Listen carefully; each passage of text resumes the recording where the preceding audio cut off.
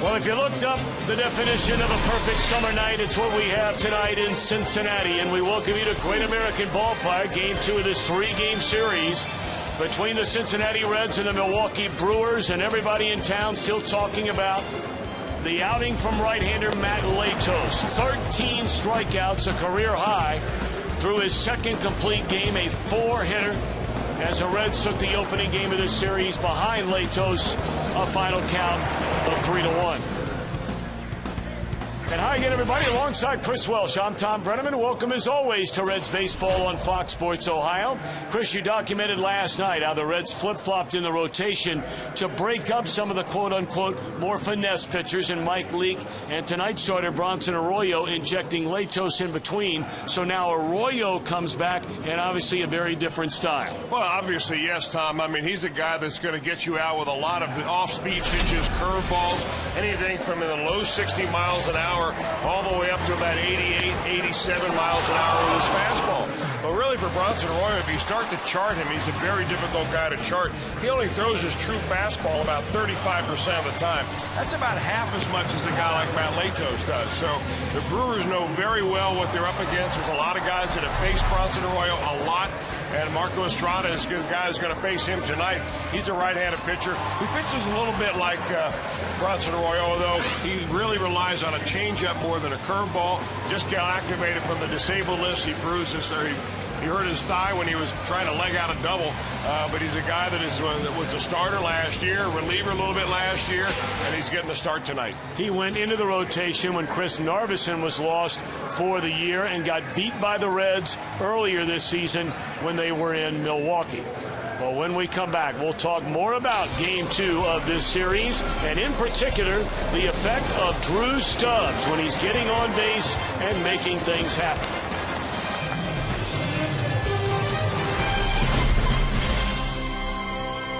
Heating, cooling, and drain cleaning. Here's our main man, Tim Hedrick. Notice I'm on the left-hand side today, all in honor of Joey Votto. He joined Twitter yesterday, got 3,750 followers in just one day. Looks like a nice night at the Ball-Yard. 77 to start, 73 when you're going home. I'm on Twitter, at Doppler Tim.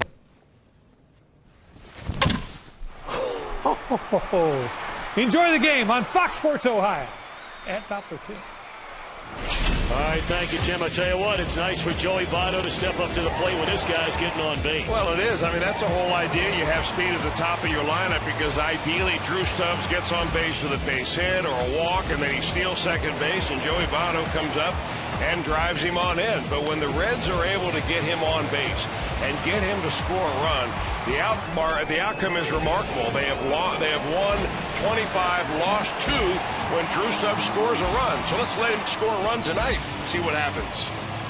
Just knowing that you are, an integral part of the team and a contributor makes you feel good about yourself, and that everything you do is worthwhile. And I do feel like I can bring a lot of those different facets of the game to the table, and whether it's running the bases, playing the outfield, or whatever.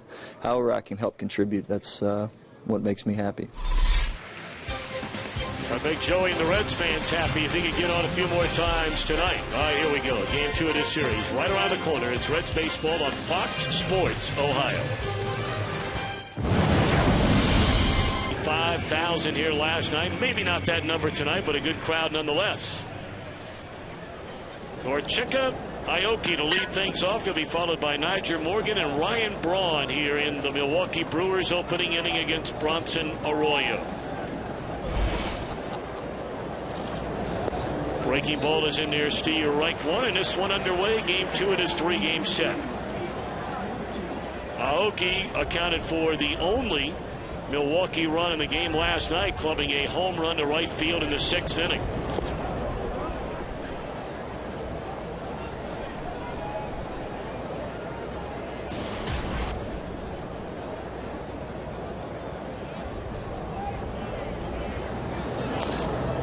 Check swing and a foul ball out of play, and Bronson ahead at 1 ball and 2 strikes. See the numbers on Arroyo, gunning for win number 4. That ERA just recently jumped in to the 4 category. after hovering most of this year in the mid-3s.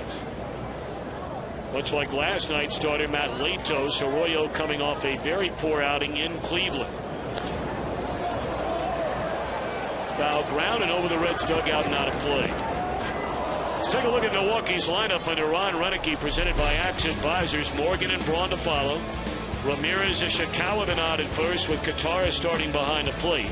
Taylor Green, Cesar Izturis, and Marco Estrada the latter third.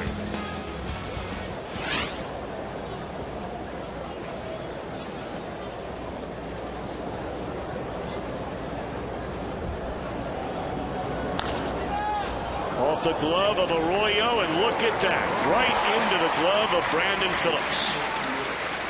Lady luck smiling on Bronson Arroyo on the first batter of the night. Maybe part lady luck, part skill right there. Bronson Arroyo doesn't get his glove up at all. Chances are that ball does get into center field for a base hit. Had a lot of overspin on it right there, and it flicks off his glove, but it does go to one guy in that infield that you want it to go to just about every time. Actually, there's about 4 guys out there. You're right. You'd like to have it go to every time. Of course, 3 of the 4 have the hardware to prove. In fact, 4 of the 5, if you include Arroyo. You take the pitcher, first, second, short, and third. 4 of the 5, the lone exception, Zach Cozart, all Gold Glove winners.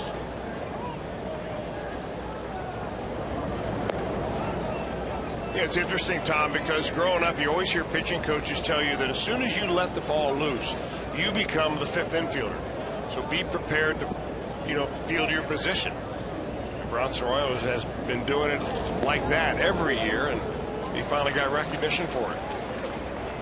Nyjer Morgan at .243, 2 home runs and only 4 runs batted in. In fact, only 4 doubles for Morgan. A very quiet start to this 2012 year, and he's getting regular playing time. 2-2. He likes to hit the fastball like a lot of these Brewers do, and consequently he, like a lot of the other Brewers teammates that he has, have not hit Bronson Arroyo very well over the years. In fact, they're sitting 2 of them tonight, Ricky Weeks and Corey Hart, because they simply have been deplorable against Arroyo over the years. So you're trying to go with a little bit of a left-handed lineup, even if it means you're not putting out the best players.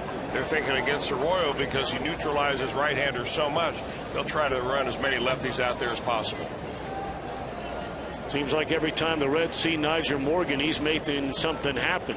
See his career numbers way above his career marks as a .333 batter, but he's gone swinging. They're 2 away. Let's look at the Reds defensively behind Arroyo tonight, presented by your Ford dealers. Stubbs, Ludwig, and Bruce in the outfield. We talked about the infield a moment ago. And Ryan Hannigan always hanging the signs for Bronson Arroyo.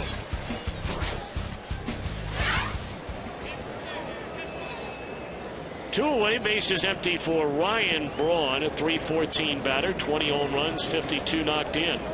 0 for 4 last night, struck out 3 times against Matt Latos. Strike 1. Arroyo has already beaten Milwaukee once this year, the first week of May, when the Reds won 2 of 3 at Miller Park. 6 2/3 innings, allowed 6 hits and only 1 run. And that was his 12th career win against this Brewer team, with an ERA just barely over 3.5. You got to remember, that's an ERA barely over 3.5, and he had 1 game against him in 2009 where in 1 inning he gave up 9 earned runs.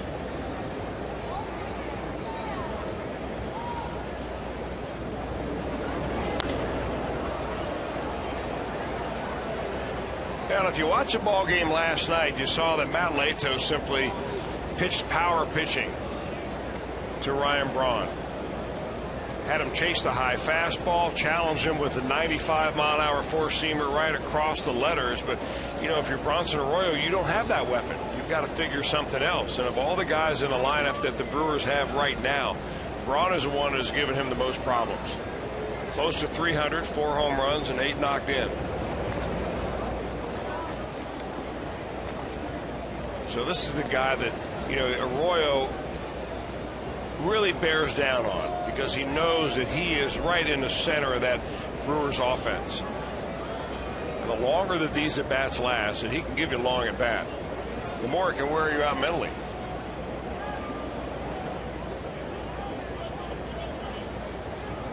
One ball and 2 strikes on Braun. And a breaking ball sweeps away at even a count. Aroldis Ramirez waits in the on-deck circle. Arroyo's retired Aoki and Morgan to start the game, and now trying to finish them off in order.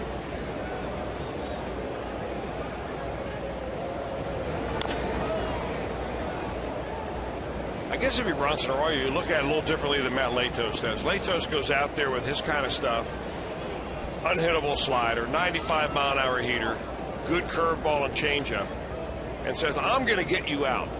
But then the next night, Arroyo takes the mat. He says, I'm just going to give you a good chance, a good opportunity to get yourself out. And that's one reason why I think that Dusty Baker wanted to break up Leake and Arroyo, because they pitch very similar. Well, we take a look at going into play tonight in the National League Central Division. The Reds picked up a game last night on the Pirates. The Cardinals rallied late and won in extra innings over the Marlins. So those two back. And Milwaukee with a loss last night, 7.5 behind the front-running Reds.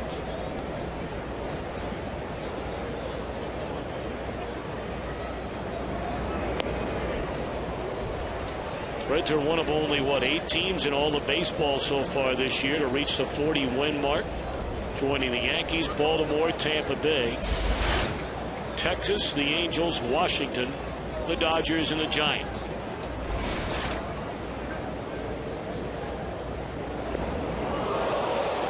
Braun hit on the 3-2 fastball, so he's a 2-out base runner.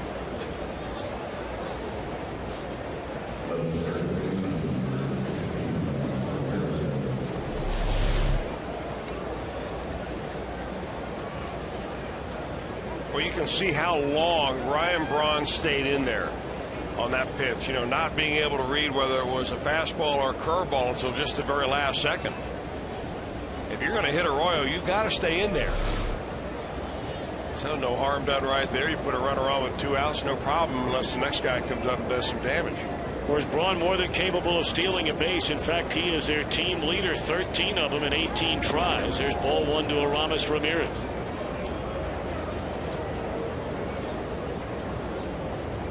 Those 2 guys will be headed for the All-Star game in Kansas City a week and a half from now.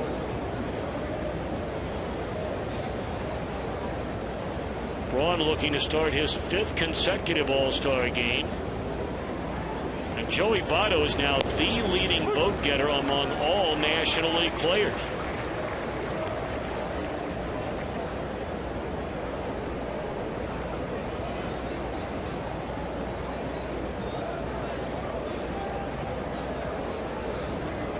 Braun ranks 3rd among all outfielders, behind only Matt Kemp and Carlos Beltran.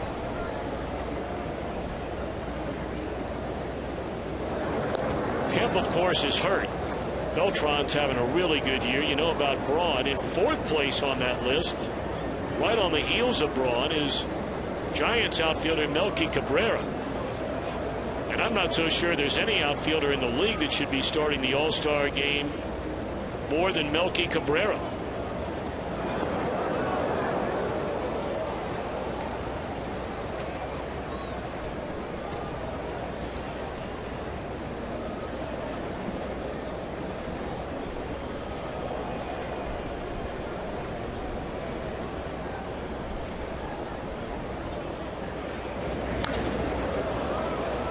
In the air and playable for Jay Bruce. Well short of the track.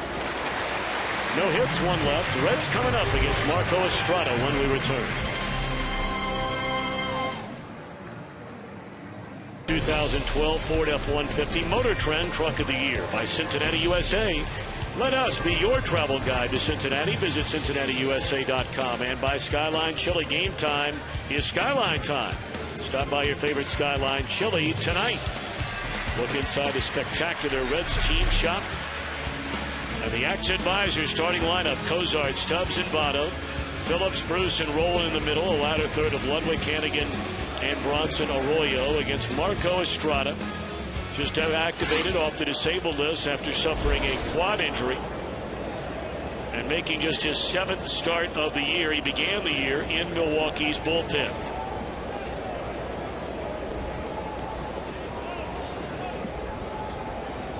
See the 7 walks in just 36 innings.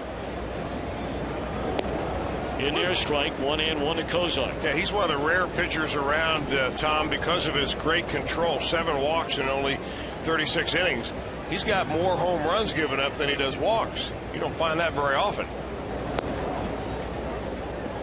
Same could be said of Bronson Arroyo. Exactly.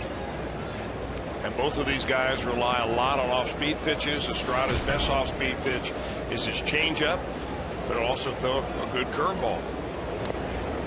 Kozar only 1 hit during the homestand, spanning 13 at-bats. Went 0 for 3 last night, including a big double play ball. With runners on the corners and only 1 out at the time, it was a scoreless game. But a very good month of June, much like the rest of his teammates. The Reds offense has certainly come alive. They are second only in the National League in batting average during this month to Colorado.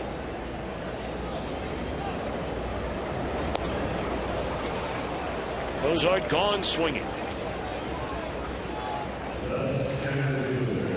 A number of changes for the Brewers on defense presented by your Ford dealers, and we saw in last night's game. Same outfield, but in the infield, changes on the right side. Green and Ishikawa, as Chris mentioned earlier, replacing Weeks and Hart, and Kataris to start behind the plate.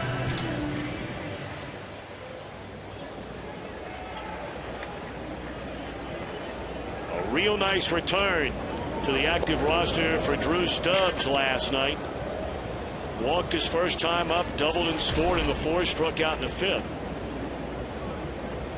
But singled, stole a base, and scored an additional insurance run in that 8th inning.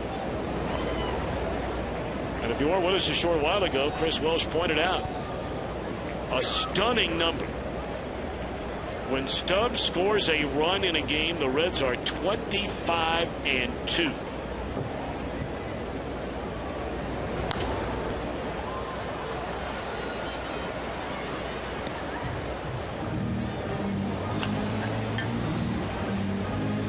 Just from a strict winning percentage standpoint, I would beg to find out if there is another player in all of Major League Baseball who, when he scores a run, his team has that kind of winning percentage.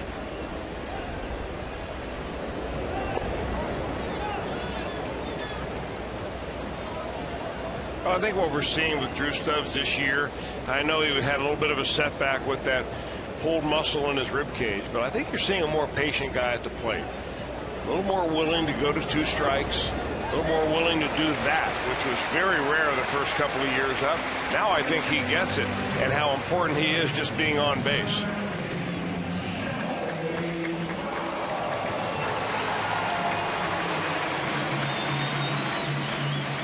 Well, now Joey Votto, in his last 28 games, going back to the 25th of May, a .444 batter.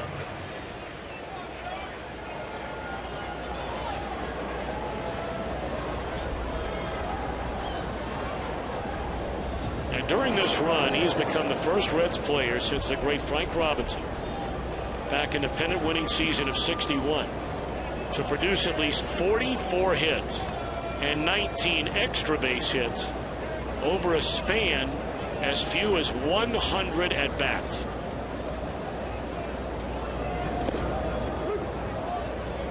Those are just ridiculous numbers. 44 hits in his last 19 at-bats, 13 doubles, 7 home runs.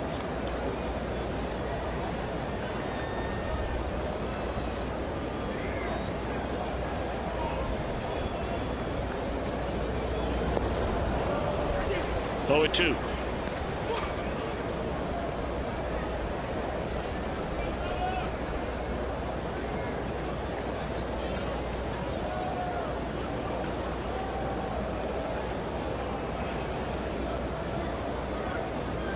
Stubbs picked up stolen base number 14 last night in 17 attempts this year.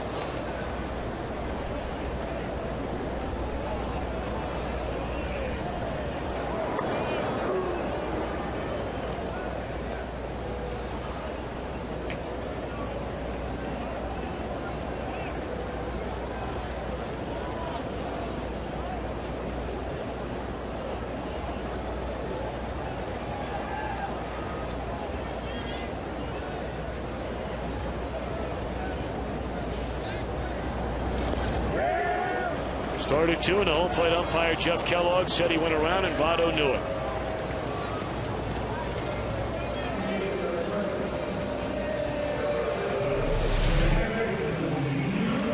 Looked like just a little slider right there that looked like a strike just momentarily. Had good depth on it as it went straight down, and Joey Votto couldn't hold back.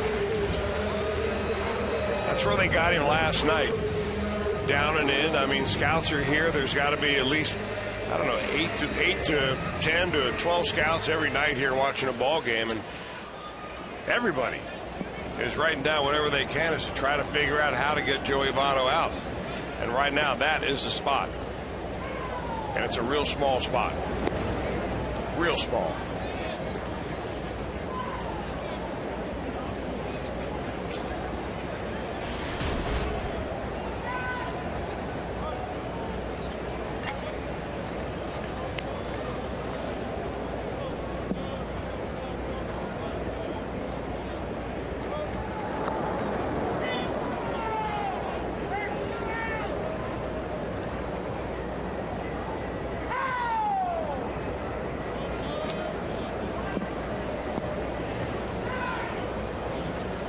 On Brandon Phillips.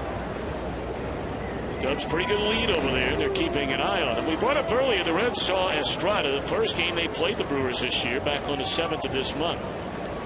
Estrada retired the first 9 batters of the game. And then the Reds went homer, double, double, single, homer. 5 consecutive batters producing 5 runs. And that was a total allowed by Estrada in what wound up being a 7-inning outing.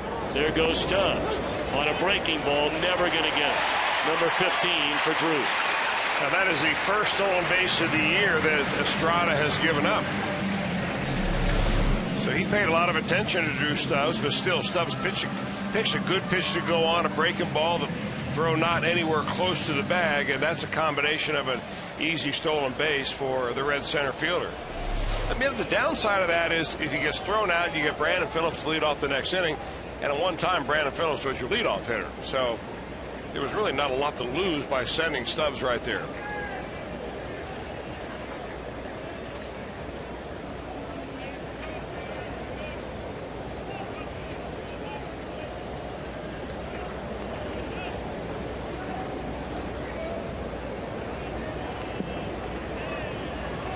Phillips had a big 2-out hit in the 9th inning last night, driving in Stubbs. I beg your pardon, it was a 1-out hit, a 1-out double in that 8th inning that took the lead from 2-1 to 3-1. Fastball away. Well, don't forget, play along with Fox Sports Ohio. We're closing in on the top of the 2nd inning, so log on to Fox Sports Ohio right now. Click on Play Along, watch the rest of the game, and see how well you do. We'll have your bonus question coming up at the bottom of the 5th inning, but again, it closes out in the top of the 2nd, so jump on if you're able right now.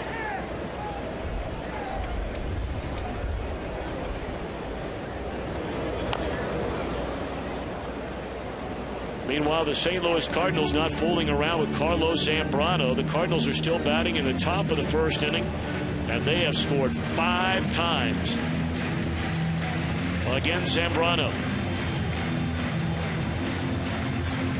Cardinals started to really hit the ball again after an extended quiet period. It began over the weekend when they just wore out Kansas City, and they've taken that act to South Florida.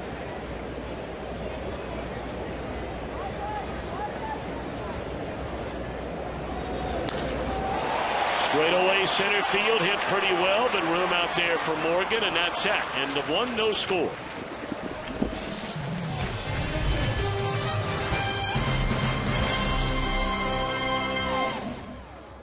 You know, that's the name of the game, starting pitching. You get starting pitching, boy, you got a heck of a chance, and you don't have to score a whole bunch of runs, you know, to win the ball game. Our storyline brought to you by Elk & Elk. Serious lawyers for serious injuries. Call 1-800-ELK-OHIO. Last 3 games, Red starters doesn't get any better than that.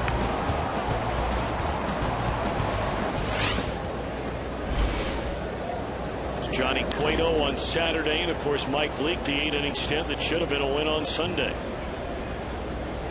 Ishikawa leads off the 2nd inning and pops it up, nestling into the glove of Brandon Phillips, out number 1. Scoreless game as George Kataris makes his way to the plate.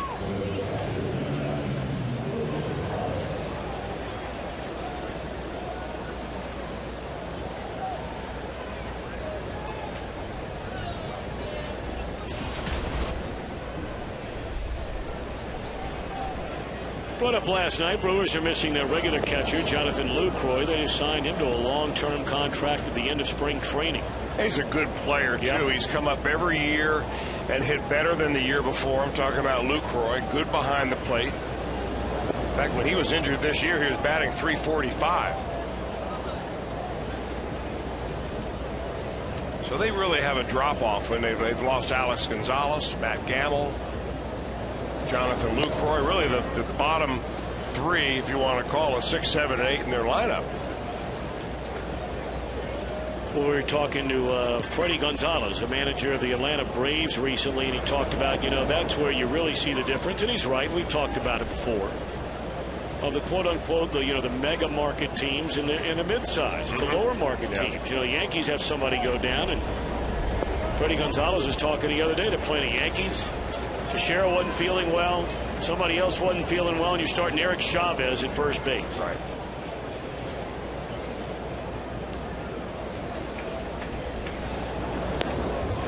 Gone swinging guitars. Second one of those tonight for Arroyo. You know, the same thing can be said for those big market teams as you get closer and closer to the trading deadline. For instance, the Boston Red Sox are looking for pitching.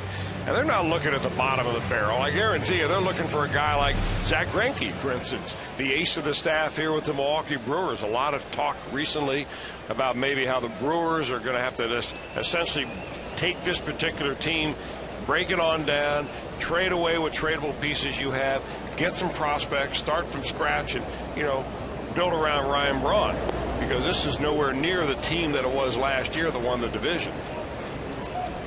But Red Sox, big market team, desperate need of pitching. They've had people watching the Brewers and watching Greinke. Foul ground, and Roland runs out of room. Nice catch down there in the dugout. Did he move? Is that Livan Hernandez? Or is that Martin Maldonado, the catcher?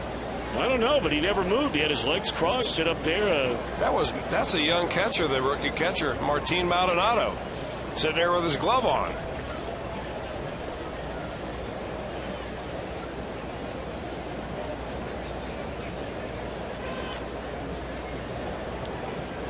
Oh, and 2 to count on Taylor Green.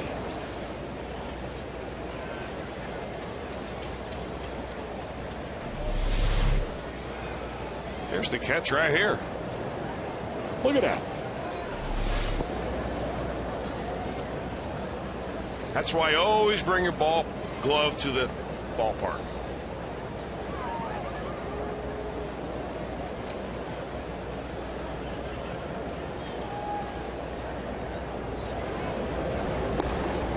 Oh, just off the corner.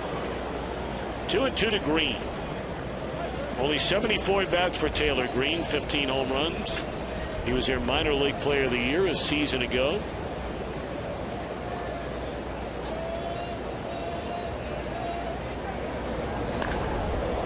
One hopper at Phillips. And a 1-2-3 second for Bronson Arroyo. Bruce Roland Ludwig coming up in a scoreless game.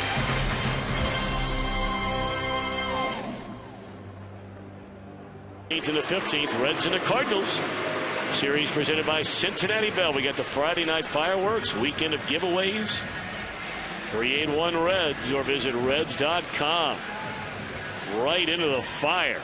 That first series after the break. The Reds against the defending world champions, and Reds trying to serve notice. The race being on here in 2012. Our Farmers Insurance report card on Jay Bruce and his career against the Brewers. Very impressive. Nearly an RBI per game. He had 2 of them here last night.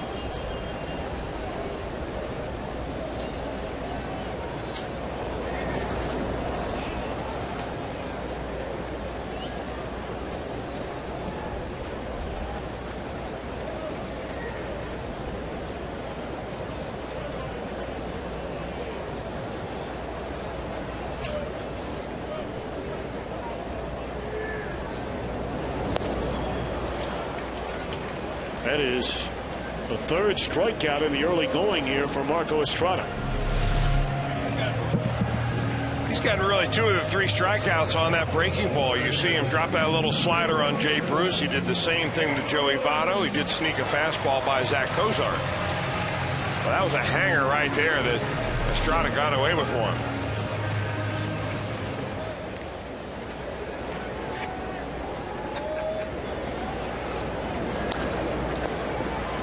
Strike 1 to Scott Rowland. 202 batted, 3 home runs and 16 batted in. Rough night for Scotty here last night. Got rung up twice on pitches he thought were well out of the strike zone, and he appeared to be correct. Wound up striking out 4 times.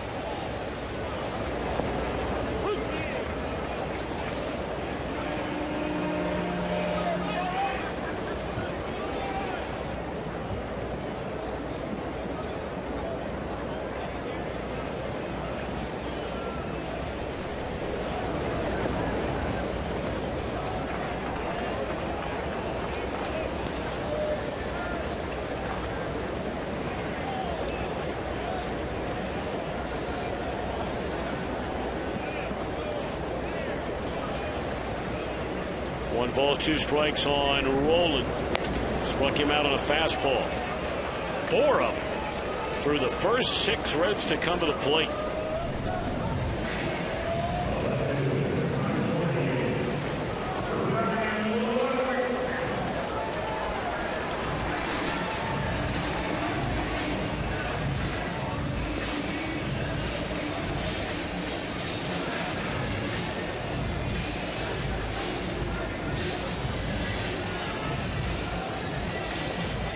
Now Ryan Ludwig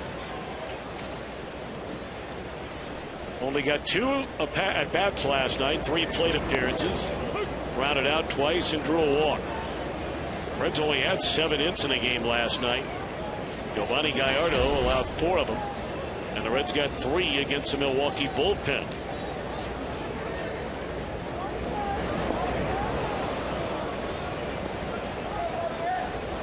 Right now, Estrada's got 3 pitches working, and really that's the only 3 he throws. He throws a breaking ball, a fastball, and a changeup.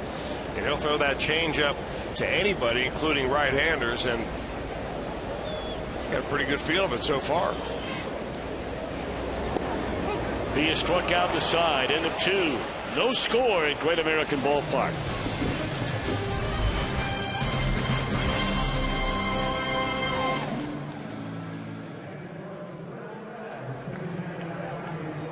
Back to the Ohio, looking into the Commonwealth of Kentucky. Those folks up there just enjoying a beautiful day along what Millionaires Row they call it over there. They've got some spectacular houses. You know, one time I think Francisco Cordero had one of those houses over there. I believe you're right.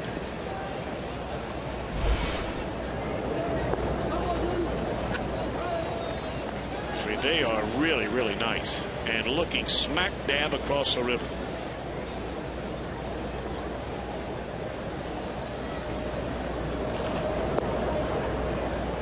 There's Torres, Estrada, then back to the top in Aoki against Arroyo here in the 3rd. Scoreless game. Only 1 base runner for each team.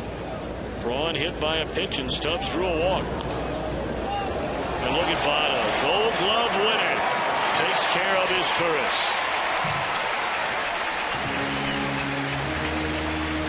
Man can do it all. I'll tell you what, there are simply no holes in this this infield.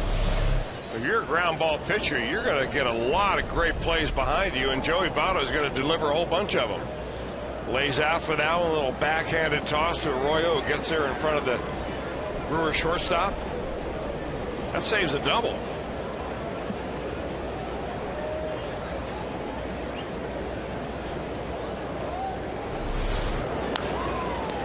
Right back to the mound, another Gold Glove winner for round number 2.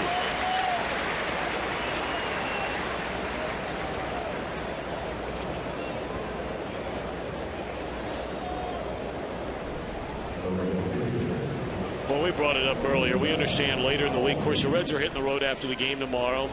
An 11-game West Coast trip leading up to the All-Star break, so they're not going to be home for well over 2 weeks. But golly day. The weather yesterday and today, and we understand again tomorrow. If you're a fan, if you're a player, I mean, it just does not get any better than what we have certainly been blessed with here the last number of days. Highs in the low 80s, no humidity, nice breeze, just perfect. You don't see anybody in the stands sort of fanning themselves off, although I don't know how that Steeler guy got in here. Take a look at that. Probably forced his way in. See the size of him?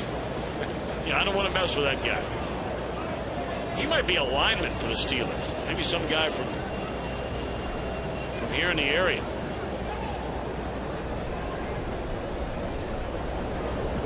Yeah, I bet he heard that if the Reds pitchers strike out 11, that they get free pizza and ice cream. And he's thinking, hey, Latos did it last night. I'll knock a few cold ones back tonight and wait for the pizza to be served later on. It's a Berg thing. That's an everywhere thing. A little late night zog, a little ice cream, and shut her down. Come on, man. What are you talking about? A Berg thing? At bat 12. Text it back to 31826 or visit Reds.com for details. As you know, if a Reds player hits a Toyota sign during our game tonight, Amy Hobel of Hamilton wins the beautiful new Tundra. And why not register for your chance to win it? Just stop by your Cincinnati and Northern Kentucky Toyota dealer.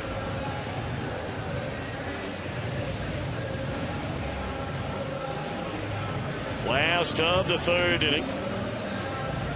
No score in the game. 8-9-1 in the order coming up. Hannigan, Arroyo, and then Kozai. Reds in search of their first hit. In fact, neither team with a hit so far. Maybe now, and Aoki makes a nice sliding, tumbling grab out in short right field. Well, the people that have seen him play a lot will tell you the more you watch him play, the more you like him. He won 3 Gold Gloves when he played in the major leagues over in Japan. Won a batting title over there. And he gets a good jump on that ball. He accounted for the only Brewers run last night when he took Matt Latos deep, spoiled the shutout.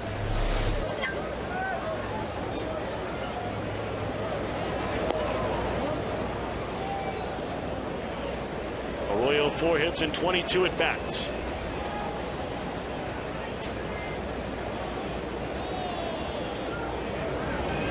Strada through the first 2 innings had faced 7 batters, I beg your pardon, and struck out 5 of the 7.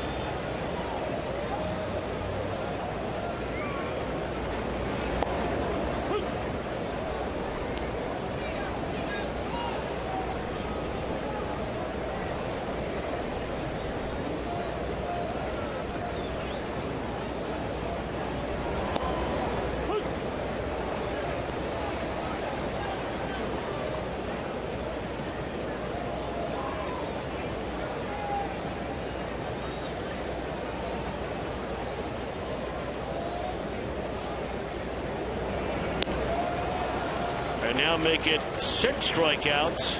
The first time through the entire batting order. Well, right now at FoxSportsOhio.com, Sam Amico has the latest mock draft for the NBA.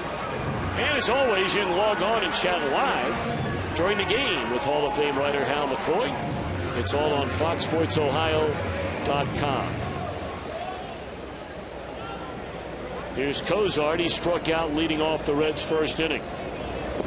Breaking ball in there, strike.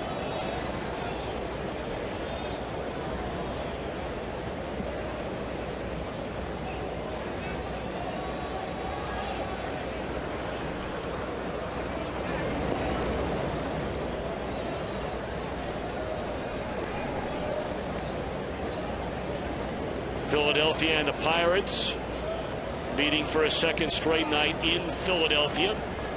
Phillies getting an opening game win last night and a 2-1 lead at the end of 2 tonight. That Philadelphia team 5 games under 500. 8 back of the Washington Nationals in the National League East. Long drive into deep left center field. Morgan on the run, and that baby is caught by Morgan. And even blast open the wall out there on that running catch. What a play by Nyjer Morgan. Takes away a double.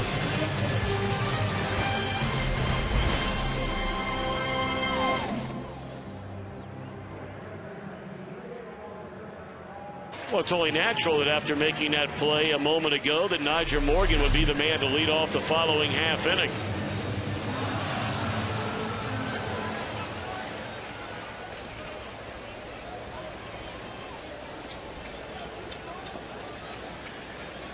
That's when you want to get a job done. You just kick it. There's a fly ball in a short left, and Ludwig runs it down. I've seen you do that before. Well, I used to have cars that unless you kicked it a couple of times in the right spot, they'd never start.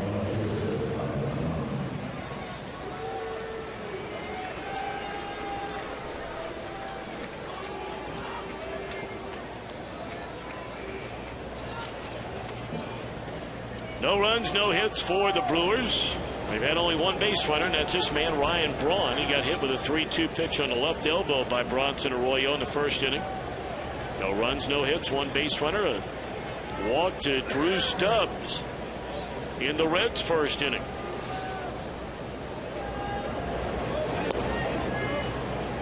Oh, where did that miss? Now, we've had a couple of umpires back-to-back nights. If you look at their number, Tom, and of course that number is the percentage of strikes they call out of all the pitches they see. These guys are on the high end, including Jeff Kellogg tonight. That slow breaking ball, that's what we've talked about, Chris. That old theory of Bob Melvin, now the Oakland A's manager, that if you flip it up there 68 miles per hour or less, some of the numbers, at least, that he has done some research on, at least according again to Bob Melvin, is not a lot of guys hit it. Well, that's what Bronson Arroyo threw up there to Ryan Braun. Let's take a look at our pitch-by-pitch brought to you by Mazda. First pitch changeup outside, 76 miles an hour. Next pitch, hey, I think I'll pull the string. Big, slow curveball, and Ryan Braun pops it up. That's almost like an unlimited arc softball pitch. And this one popped up into short right. Phillips going out there to get it. How about that? A 5-pitch inning for Bronson Arroyo. Years by your Cincinnati and Northern Kentucky Toyota dealer. Visit buyatoyota.com and by AT&T. The nation's largest 4G network. AT&T, rethink possible. Great night to be out on the boat. Great night to be out doing heck anything.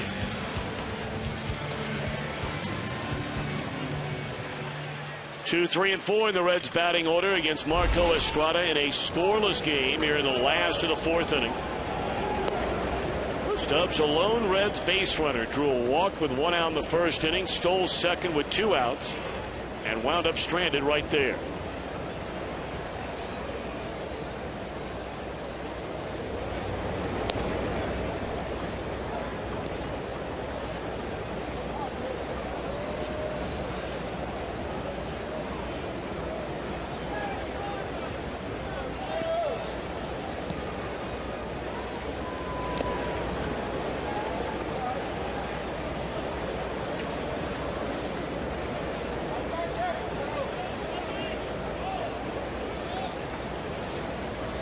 Told you Estrada was reinstated from the 15-day disabled list just today and had been on there just over a month. Chris touched on it earlier, a white quadriceps strain when he was trying to turn a single into a double. He made 2 rehab starts at their AAA team in Nashville, Tennessee, and threw the ball very, very well in those 2 outings, but has not won a game as a starter this year. Strike 3 called, and that is 7 of them for Estrada tonight, and we're at 1 batter into the bottom of the 4th inning. I mean, who says you have to be upper 90s to be a strikeout pitcher? Man, Marco Estrada is just throwing that ball on the corners, changing speeds. Just a little bit of comeback action on that fastball. Boy, he's talking about painting the corners. He is right out there with that detail brush tonight. He has only had 1 game this year where he struck out more than 5 batters, and that was his very first start of the year against Colorado, when he struck out 9 in 5 innings of work. He's got a solid delivery. If you look at him, he's got a kind of a very abbreviated step. He almost pitches like he's out of the stretch position, but a very slow leg lift. But he really gathers himself before he starts going to the plate. What you like about him from a pitching coach's standpoint is that when he brings that left leg up and he points that foot, and that leg almost goes all the way down to the ground, still staying strong over the rubber before he starts driving to the plate.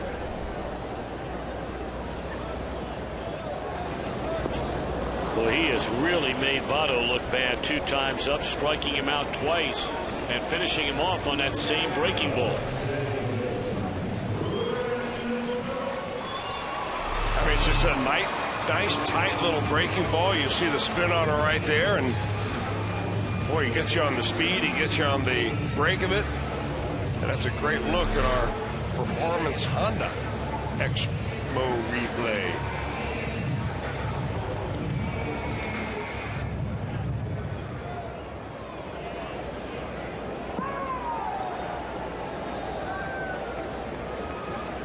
Two out, and a swing and a miss by Brandon Phillips.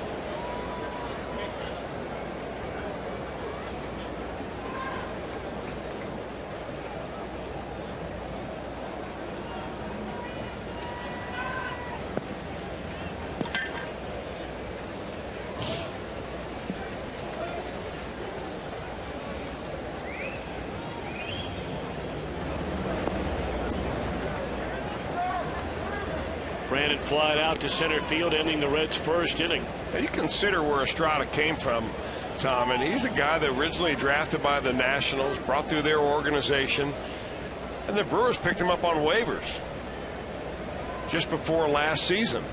Pitched in 40-plus games for the Brewers out of the bullpen last year. There's the first hit tonight for the Reds, a 2-out single by Brandon Phillips, and it ends a string of 10 in a row set down by Estrada. First hit tonight for either ball team.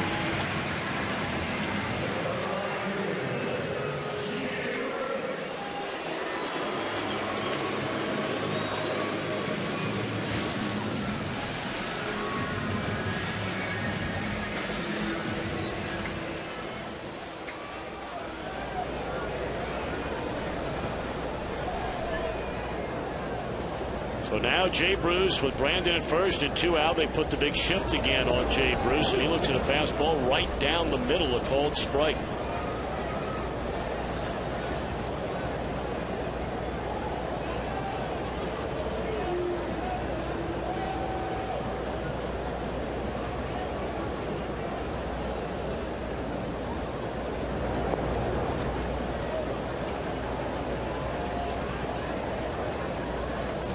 Jay, the 4th most home runs among all National Leaguers. You have Beltran and Braun, each with 20. You have Carlos Gonzalez of Colorado with 17.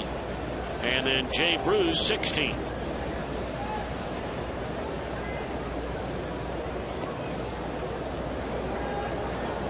Well, Bruce is normally a guy that likes what he sees coming out of the hand of Marco Estrada. He's 3 for 9, and not including the at-bat he's had tonight, and 2 of those hits have been home runs.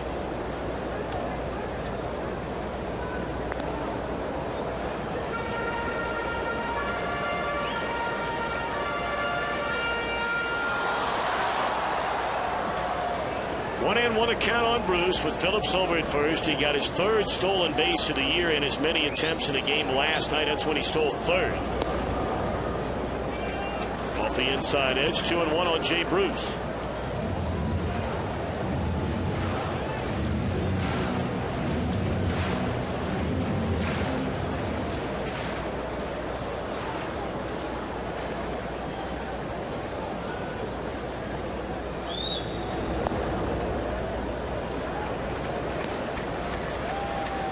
Now 3-1. Bruce looking for something to hammer. Yeah, I'm not sure if it's exactly accurate, but it seems like this is the first 3-1 count Estrada's had all night. He's been ahead of the hitters. Might be a good hitting spot here for Bruce.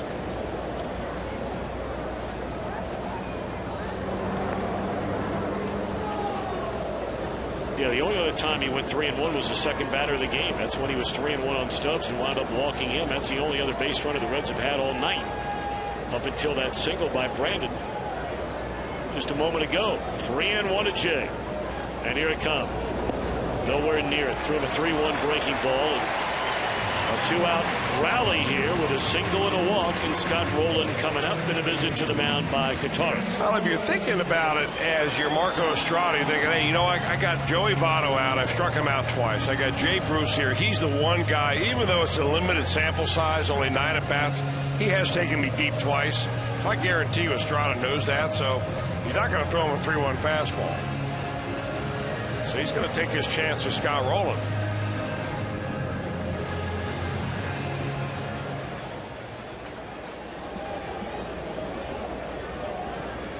Rowland has struck out all 5 times up in the first game and 1 at bat of this series. Right at the second baseman Green, and the Reds strand 2. We move to the 5th, still a scoreless game.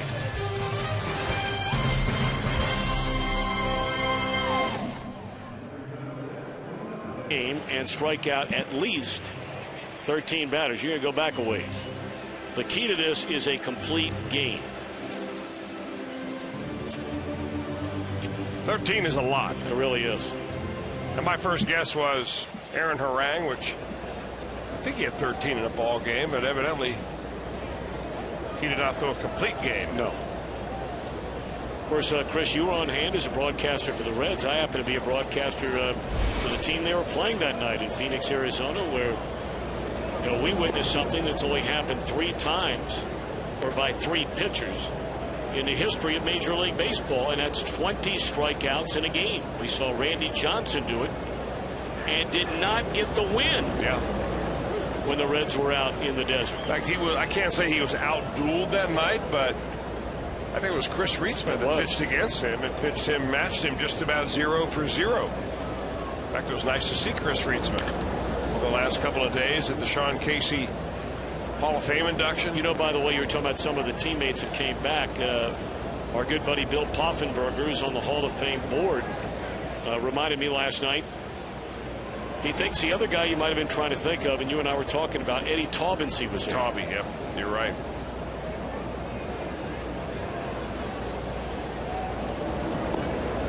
Scoreless game here in the 5th. Ishikawa, Kotaris, Taylor, Green against Bronson Arroyo, who's allowed the 1 base runner when he hit Ryan Braun in the first. He's retired 10 in a row.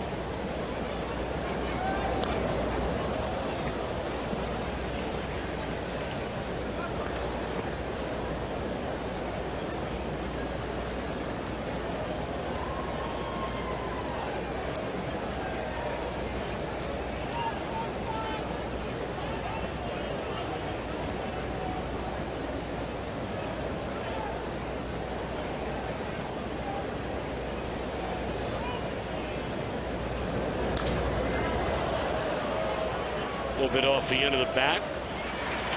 Carries out to Drew Stubbs, make it 11 straight retired by Bronson.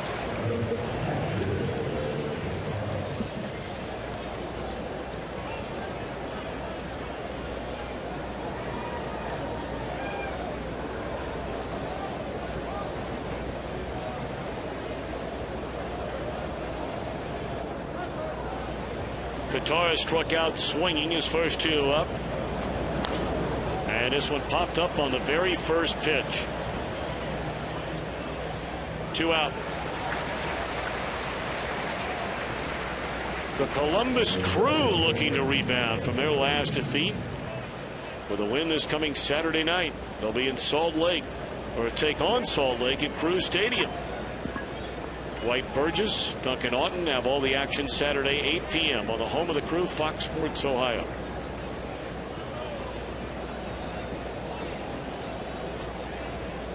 Last 3 innings, Arroyo has thrown a total in 3 innings of 21 pitches, and that is to get 8 outs. Taylor Green at the ball hard, but right at Brandon Phillips his first time up. Ball right, 1 away. Tom, I'll ask you the question because you seem to be a guy that pays attention to this. A lot of first pitch swinging on the part of the Brewers. I mean, if you're Johnny Naron, the hitting coach for the Brewers, are you telling him, hey, Bronson Arroyo's not going to blow you away with a 98-mile-an-hour fastball? Why are you going up there swinging at a first pitch changeup and popping it up in the infield? I think the Reds have caught, what, 5 or 6 pop-up outs in the infield so far today. I mean, is it something that maybe they should be a little more patient with at the plate?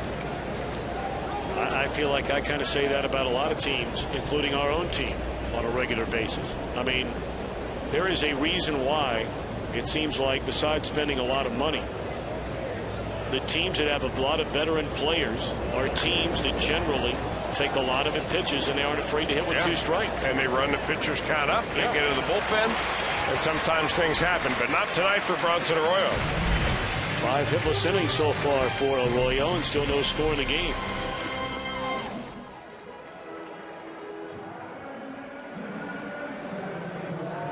Choose a player that will be the first to get a hit in the 8th inning. And if you're not playing along, well, make sure to join us at foxsportsohio.com every Tuesday throughout the year. Winners will be announced in our post-game Reds Live.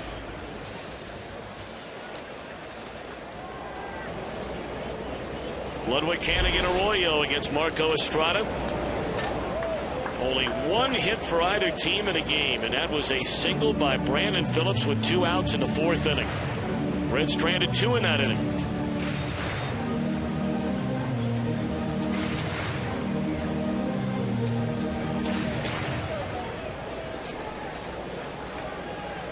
Arroyo's retired the last 13 batters.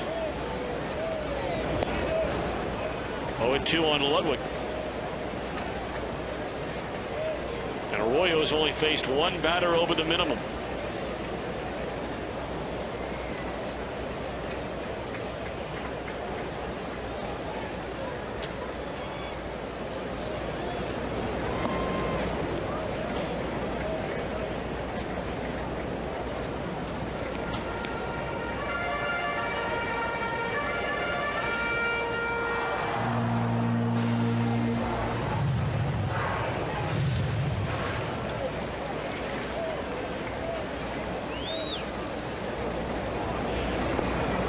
Another strikeout, a breaking ball down and away from Ludwig. 2nd time he struck him out, and that is 9 of them, matching a career high.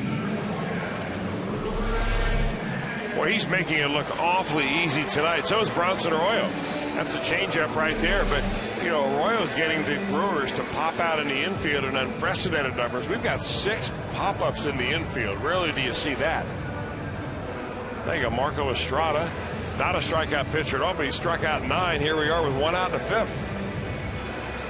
We mentioned the only time he has fanned more than 5 batters in his starts this year, tonight being his 7th, was the very first start he made, and they had to take him out of that game because they had moved him from the bullpen after Chris Narveson went down for the year.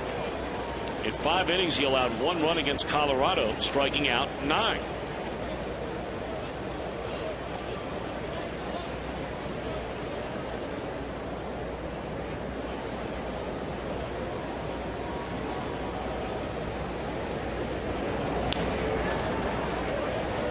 Hopper down to 3rd. Ramos Ramirez throws out Hannigan.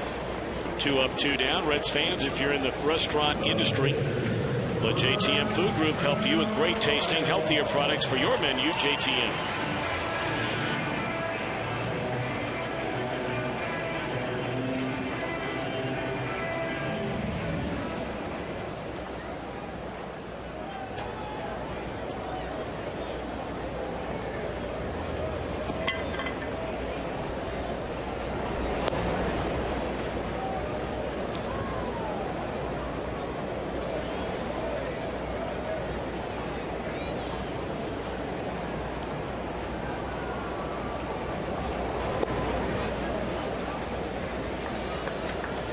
2-0 on Bronson Arroyo.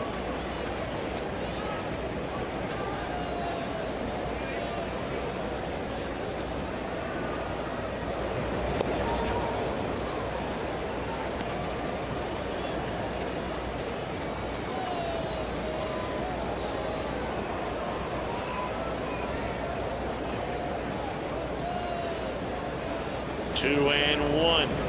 And there's a base hit by Arroyo. Boy, that wasn't a tough, an easy pitch to get the bat on. That looked like it was down and in on him. And he almost golfed that thing into center field. He kind of reached for the last one. This time he doesn't have to reach for it. You see the action on that fastball started middle and then ended up middle in. Arroyo can swing the bat. After the bat, Latos laid out 2 line drive base hits last night. The performance bar for pitchers at the plate has gone up a little bit. All right, Kozar now had that double taken away on the great catch. Crashing into the wall and nearly through the wall, made by Niger Morgan, ending the 3rd inning.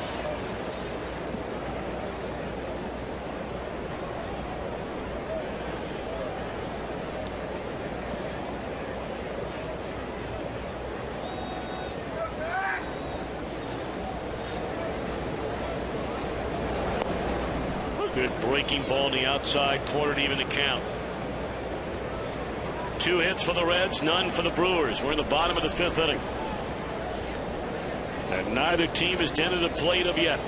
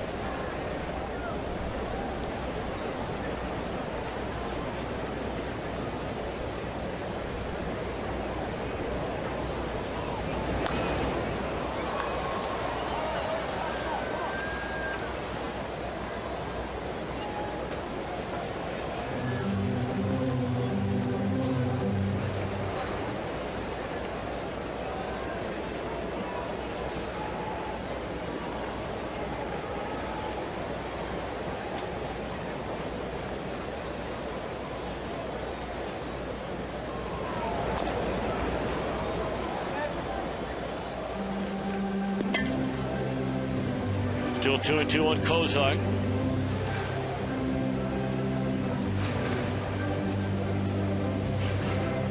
Reds are going to see, as you generally do when you go to San Francisco in recent years, some very good starting pitching from the Giants.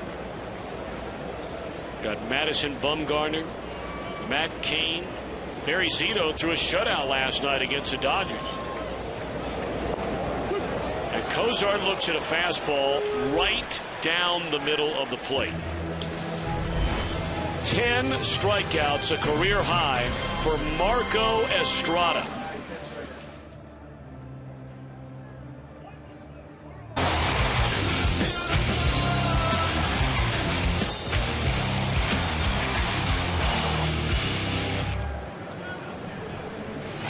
All right, that's the story so far. Good defense, even better pitching by Bronson Arroyo, is yet to allow a hit. Marco Estrada has allowed 2 hits.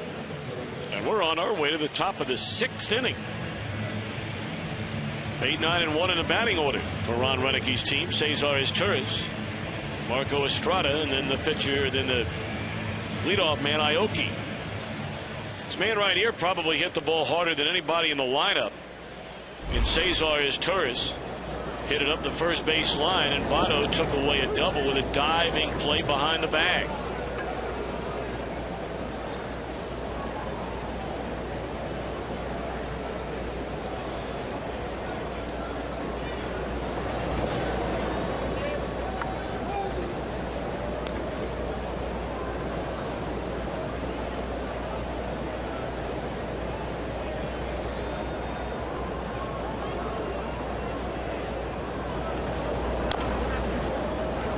Slow roller, do or die play, and doing it is Scotty Rowland for the first out here in the 6th. That is some serious D.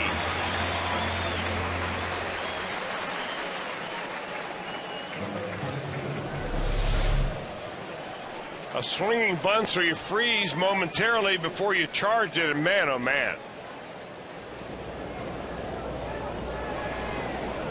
That's as good as it gets. I mean, putting something on that throw, too. So the first out here in the 6th inning. Slow breaking ball drops in there to Estrada. Strike one. That's the kind of play you see it, and especially as you point out, Chris, the throw. Well, you know how strong a man's got to be, that arm, to make that throw from that angle while you're running. That's a serious arm, man. Of course, the surgery that Scott Rowland has had on his arm has not been his throwing arm. It's been his glove arm. Let's quickly answer our AT&T trivia question. The last Red to throw a complete game with as many as 13 strikeouts. What Matt Latos did last night was Big Rig, Ron Valone. Happened against St. Louis. 16 of them that night. I think not only did he strike out 16, but he also, like Matt Latos last night, had 2 base hits in that ball game. That put him in very rarefied air. Aoki has hit a leadoff hard ground ball, one hopper that sprung off the grass. Arroyo went leaping into the air and hit off the top of his glove, and then ricocheted directly into the mitt of Brandon Phillips, who threw out Aoki. That's the way the night began for Bronson Arroyo. And here's a 1-1. High hopper, 6 innings, and the Brewers without a hit. We move to the bottom of the 6th. Still no score.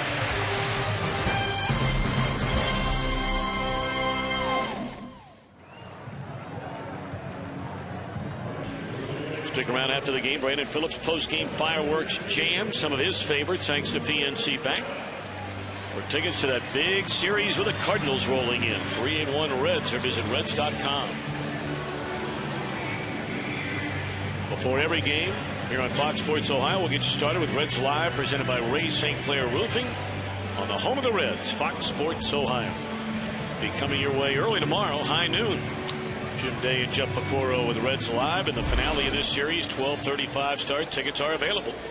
Why not come on down? Going to be another beautiful day.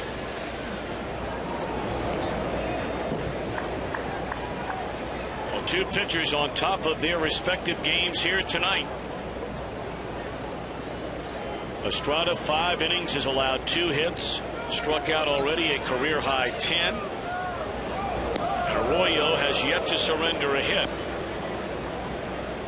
Has retired 16 consecutive batters, and has only allowed 1 base runner when he hit Ryan Braun with a pitch with 2 outs in the 1st inning.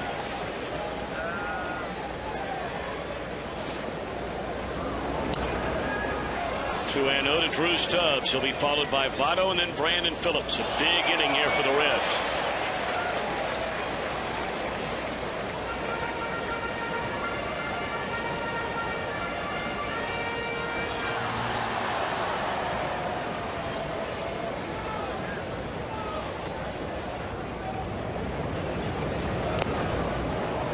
Chase had 89-mile-an-hour fastball up in the strike zone, and Stubbs comes up empty. Well, it's all about deception, obviously. You know, hitters don't hit the radar gun readings on the scoreboard. They hit what they see. And if you have a pitcher that is deceptive, he throws harder than he appears to throw or softer than he appears to throw. That's where that deception comes in. And Estrada is extremely deceptive tonight. That's 11 of them.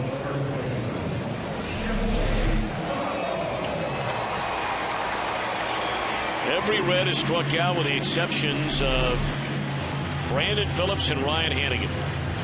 Cozart twice, Stubbs twice, surprisingly Votto twice, Bruce, Rowland, Ludwig twice, and Arroyo.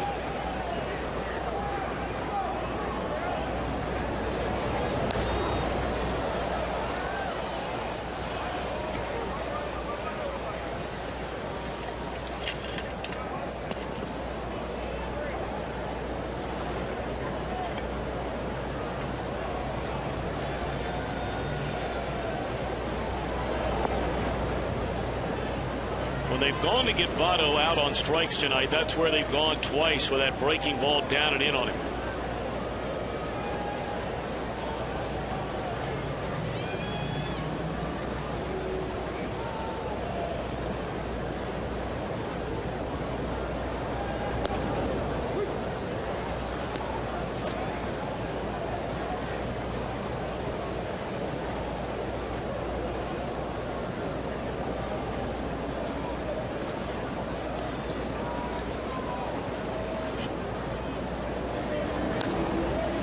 Back-to-back fastballs, and Votto fouls out one off.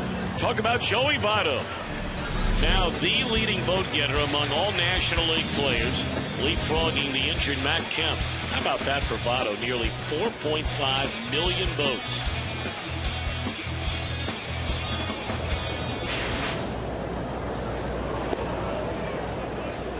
Two and two. That's 3 fastballs in a row there now, Chris. Are you thinking breaking ball here now, 2-2 after 3 straight fastballs? I'm not so sure that I throw him a breaking ball. That ball is kissed off the wall. Votto double, number 31 on the year. Well, it wasn't a breaking ball. It was a 79-mile-an-hour curveball. And the reason I said that, Tom, is that it seemed like Joey Votto, he took a fastball that was seemingly right down the middle. He gets a breaking ball right here, and he fouled off a couple of fastballs, and that's telling me that he's looking breaking ball in this at-bat. The whole at-bat, he's looking for Marco Estrada's curveball. He finally got it, ripped it over the head of the left fielder, and he is safe at second, safe and secure. New York life.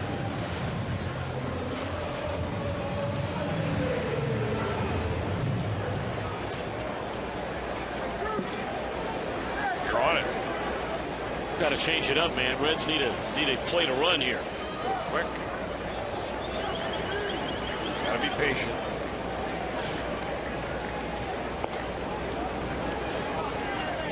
Let the game come to you.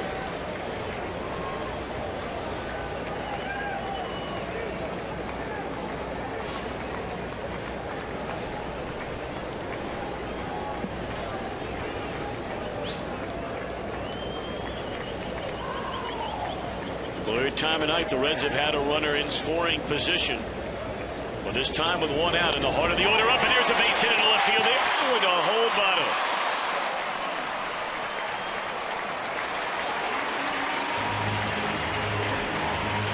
A one-hop laser right at Braun, and Mark Berry wisely not going to take the chance. Braun was fielding that ball even before Joey Votto got within 6 feet of third base. And there's just no way in the world. Braun has got a good arm. He's normally very accurate. He keeps his throw down. I mean, 6 feet. He wasn't 12 feet from third base. So the same thing, remember, happened to Marco Estrada. Of course, he's been much better tonight through the first 5 1/3. But when the doors came off for him against the Reds last time, boy, did they ever come off big time.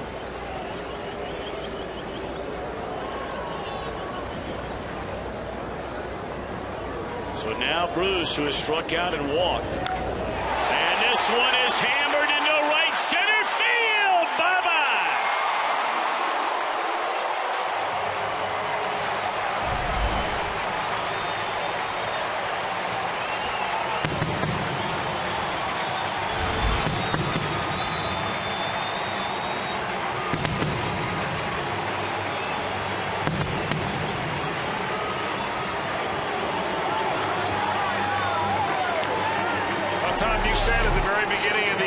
This is a big inning for the Reds. They had their main men coming up here. Votto, Phillips, and Bruce, each one of them have delivered. But nobody bigger than Jay Bruce right there with a first pitch breaking ball hanger, bye-bye homer, and 3 on the board here for the Reds.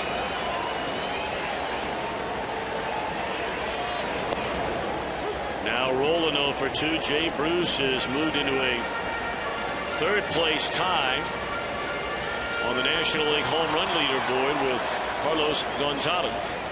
He's with 17.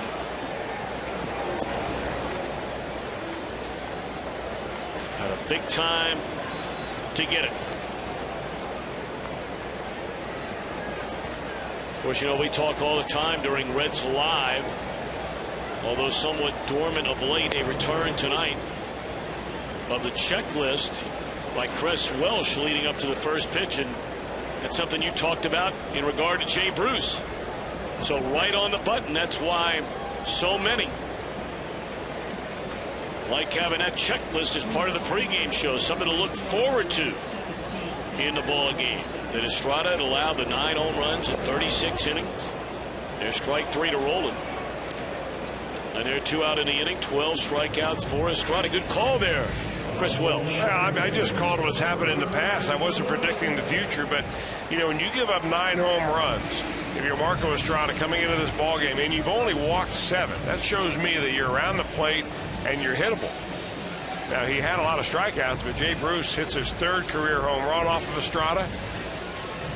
Puts a smile on his face, and 3 runs on the board. Checklist. I'm glad you paid attention to checklists tonight.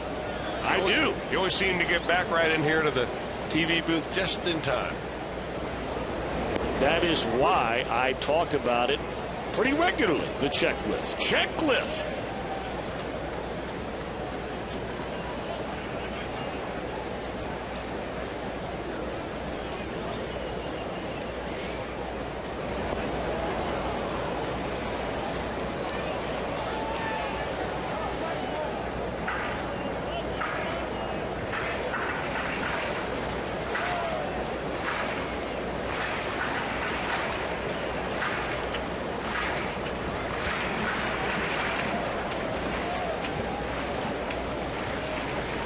Two now on Ludwig, who's already struck out twice in a game. 12 of them for Estrada.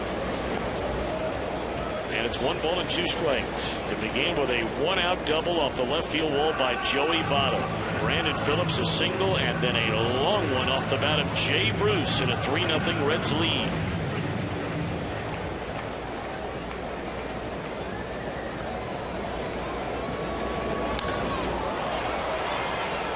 Into right field. He's got it, and that will retire the side. But damage done thanks to Jay Bruce and company. And a 3-0 Reds lead.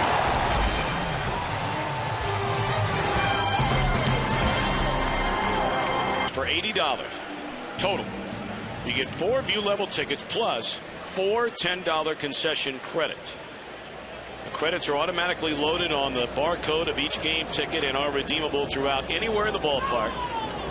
Merchandise included. Visit Reds.com/reach for more details.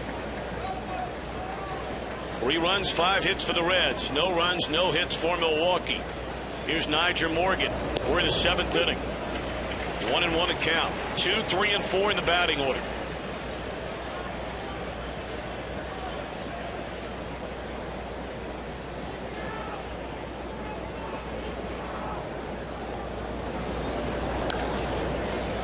Foul out of play. Morgan is struck out swinging tonight and flied out to left.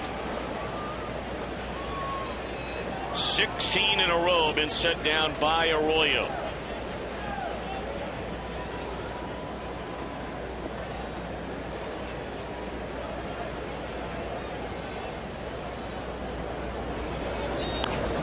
On the ground at Brandon Phillips, and this is out number 1 in the 7th.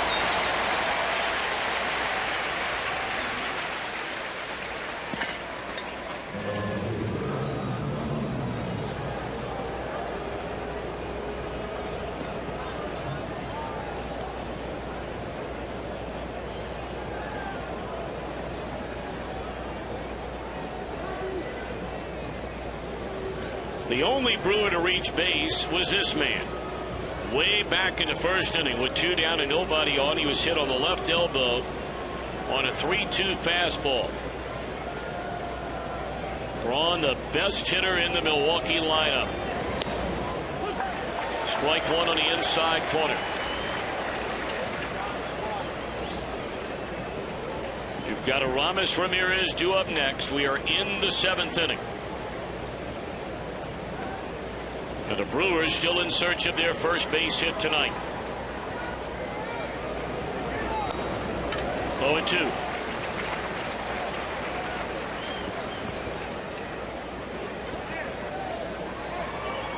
Or someone like last night, Bronson Arroyo throwing a lot of strikes, not nearly the same ratio, but still more than 2-to-1 strikes over balls for Arroyo tonight.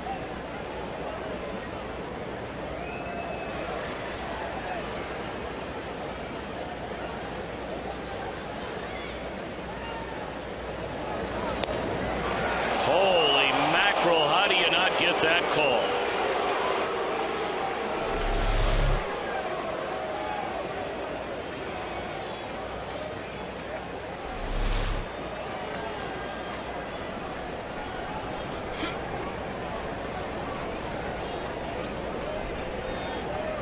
One and two to count on Braun, and he muscled that one back to the screen on a pitch up and in.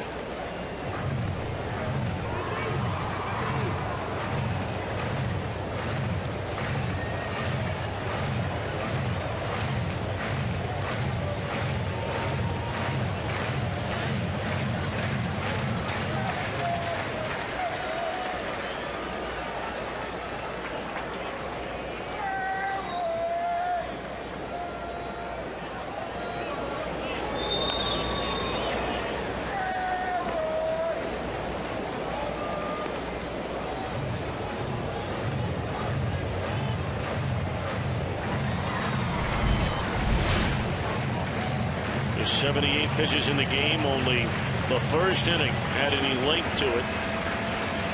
23 of those 78 in the first. 1-2 to count on Ryan Braun.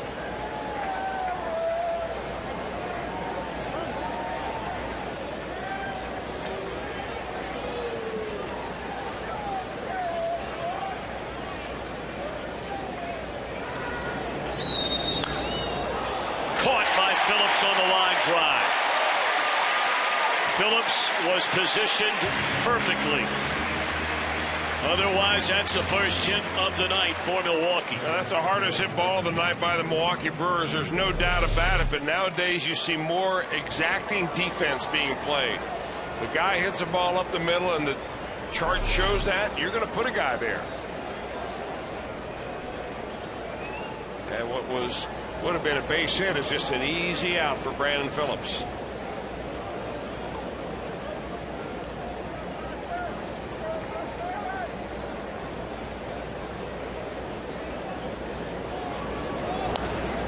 Popped up. Foul ground. Votto over near the dugout. Not a room.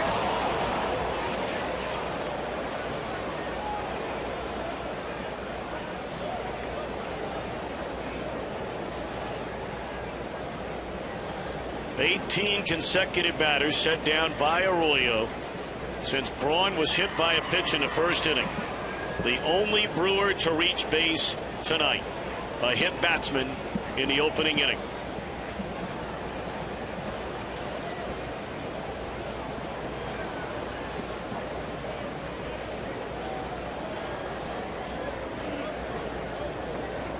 So mighty tough out here in Ramirez.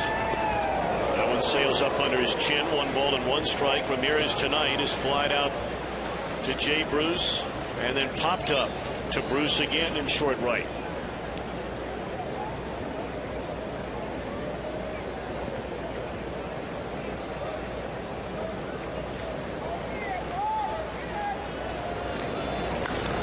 In the air, right center field. Bruce is there. 7 innings in the book. And the Brewers still without a hit. And you're starting to feel it now a little bit at Great American Ballpark. By Cincinnati Children's, ranking 3rd in the nation for 2012 Best Children's Hospitals in America. And by the dependable, long-lasting Chevy Silverado and your Tri-State Chevy dealers.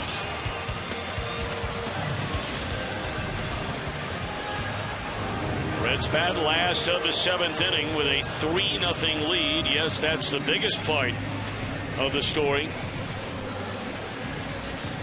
But the Milwaukee Brewers have 2 more innings to try and collect their first hit as Tim Dillard, pitching in his 31st game, takes over on the mound, replacing Marco Estrada, who struck out a career-high 13 batters.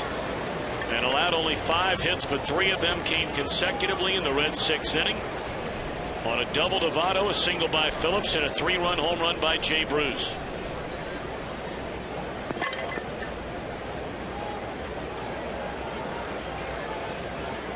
Estrada walked 2 in addition to the 5 hits allowed.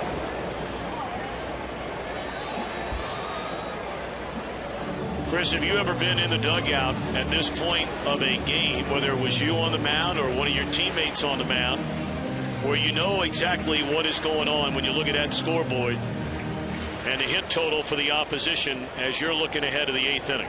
Yeah, I have, Tom, a couple of times, as a matter of fact. And the tension in the dugout builds just like it does in the rest of the ballpark. And there's a lot of different superstitions that go along with a guy that is spinning a kind of game that Arroyo is tonight. One of which is all of a sudden you leave him alone. In the first couple of innings, you may be in there chatting, and you know Bronson Arroyo, he's the kind of guy that he's chatty on a day that he pitches. You can't tell the day he pitches from the day he didn't pitch. But all of a sudden, guys will begin to shy away from him or not. They don't want to be the one to put any kind of negative energy out there. I don't know if everybody's superstitious, but I certainly think there are a lot of people are. But, you know, this is the one, and I never played, never put on a uniform down there, but it's one I've just never understood. I mean, if you'll talk to a guy in the 2nd inning, you can just as easily allow a hit in the 2nd or the 3rd as you can the 7th, the 8th, or the 9th. Well, you'll talk to him if he comes over to talk to you first. But you don't go over to him and start up a conversation. Hey, what's going on tonight? Do you know you're throwing your no-no? No, that part I get. But I mean, just if you're hey, you got the middle of the order coming up, you better really bear down next inning. No, that I get. That I get. Oh, of course, that I get. But you know what I'm saying, though. You know, I mean, if he had given up 2 runs to this point in time and he had a 3-2 lead. This guy on deck's a good curveball hitter. Well, then we'll stay away from that. But our job is to describe the game up here. And obviously there are a lot of people out there that want to know what's going on. And this is what's going on as Arroyo swings and fouls it out of play. One person who wants to know what's going on, we want to say hi to her, is Beatrice Thompson. Out there in Middletown, the grandmother of Thomas Tank Howard. Came around today. We want to wish you a belated happy birthday, and thanks for being a fan for so many years. What a good guy, Thomas Tank Howard. Great to see him tonight. Boy, he still looks great. I know that he's been sharing time living with his mom up in Middletown and also some time in Atlanta, but he's trying to really kickstart again some of the little league baseball play up in Middletown and trying to get kids back and playing again, not just the select teams that you see everywhere, but kids who just want to play baseball.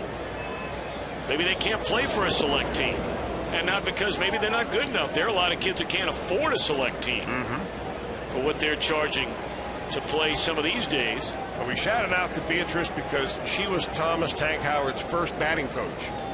His grandma. She was a good one. You're not kidding. Short hop by Ramirez, so we're on our way to the 8th inning. The Brewers have Ishikawa, Kataris, and Taylor Green coming up. Club level the ballpark. Great spot to conduct your business in Cincinnati. Contact the Reds Special Events Department at 765-7065 and book your next meeting. So Bronson Arroyo getting the ball from Scott Rowland out behind the mound, and he'll come climbing up the back of it, having gone 7 no-hit innings, and his team has a 3-0 lead. Travis Ishikawa has popped up to Brandon Phillips, and he is flied out to center field. The only base runner of the night, Ryan Braun, hit with a pitch in the very first inning. That's been it. Strike 1. Yeah, we got to note, Tom, that the home plate umpire, Jeff Kellogg, tonight has been behind the plate for 2 previous no-hitters. Back in 2006 for Anibal Sanchez. I was at that game. No kidding. in 2010 for Ubaldo Jimenez. In fact, the catcher was the same for each of those, Miguel Olivo. Wow. Pulled foul, and it's 1-2 to count.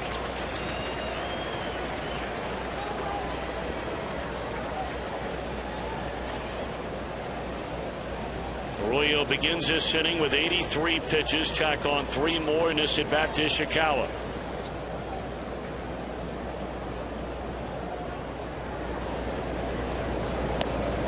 And that is strike 3 called on a bell high fastball, and that's strikeout number 4 tonight for Arroyo. 1 out in the 8th. It's where he throws his fastball that makes a lot of difference in a normal game for Bronson Arroyo, but even more so tonight. Right at the very top end of the strike zone, Ishikawa backing out of there.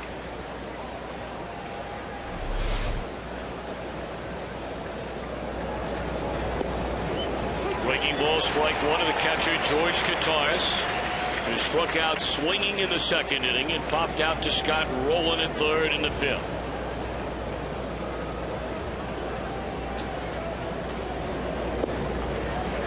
A ball and a strike. Arroyo set to uncork his 90th pitch of the game. We're 1 out into this 8th inning, and the Brewers without a base hit. 2-1.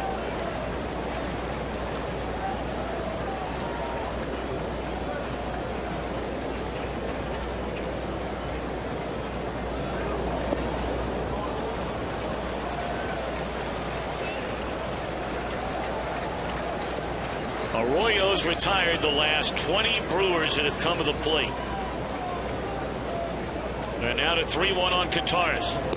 Breaking ball on the outside corner. The count is full.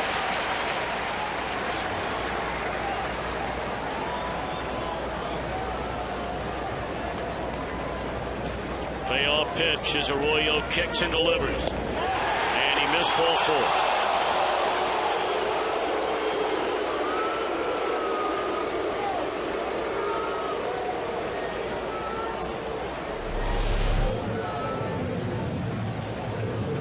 You can almost see that ball just kind of come out of his hand too early. Almost slipped out of his hand on that one. Like Chris, he has not thrown a pitch out of the stretch since the 1st inning. Yeah. Is there one pitch that you probably want to make sure you throw here? Anything different out of the stretch at this point in the game? I think he's got a good groove on everything. I mean, his main pitch tonight, obviously, like every other night, has been his curveball. And the ability to change speeds on it. He's thrown some changeups tonight, more changeups tonight than he's thrown in most of the ball games that I've seen him throw so far this year. Taylor Green getting to start at second base in place of Ricky Weeks tonight has bounced to second and popped to short. A ball and a strike on Green, the number 7 hitter in the Milwaukee lineup. It's hard to tell yourself to do this, but what you have to do, I imagine, if you're Bronson Arroyo, I've never gotten to the 8th inning with a no-no, is you say to yourself, let's do the same thing in this inning that I did the previous innings. You don't need to reinvent anything. No reason to come up with a new pitch. Just keep plugging right along. There's that breaking ball, and that's a strike. 1-2.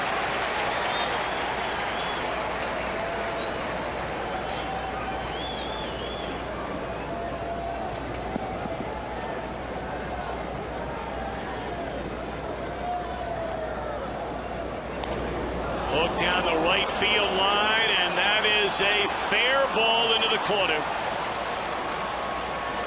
A stand-up double off the bat of rookie Taylor Green, and the no-hit bid comes to an end. 1 out into the 8th inning for Bronson Arroyo.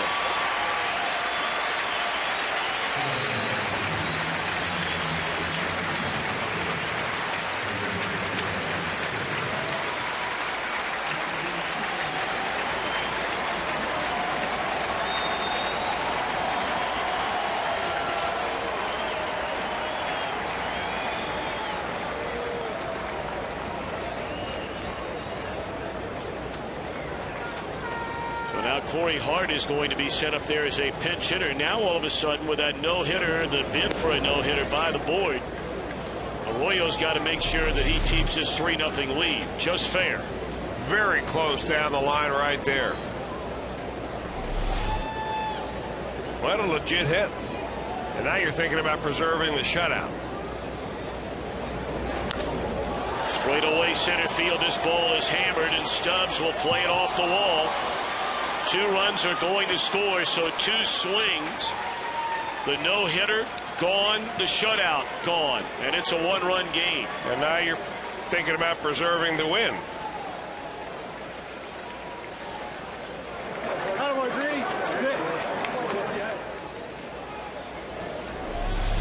Things change pretty quickly around here. They did for Marco Estrada on the swing of a bat by Jay Bruce that resulted in a 3-run homer. And back-to-back doubles by Green and Corey Hart. And you're going to get some double-barrel action going down the Reds bullpen. Dusty Baker, who's really has witnessed his team over the last few days since Johnny Cueto threw that 6-0 shutout against the Minnesota Twins. Mike Leake went out and then pitched himself a whale of a ball game. Reds eventually lost that when Chapman gave up a couple of runs in the last inning. Matt Latos pitches a complete game 13 strikeout performance last night, and Arroyo takes a no-hitter through 7, or make it through 8 1/4, 7 1/4.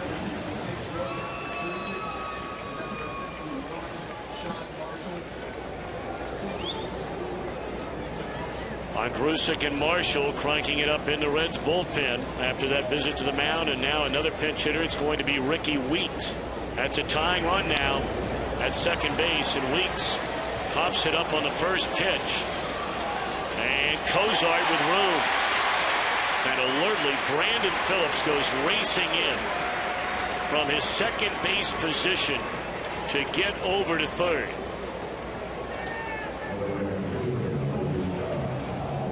And now the question is, with Aoki coming up, does Dusty Baker go get Bronson Arroyo and bring in the left-hander Sean Marshall? Tying run is out there at second base, and it doesn't look like Dusty Baker's going anywhere.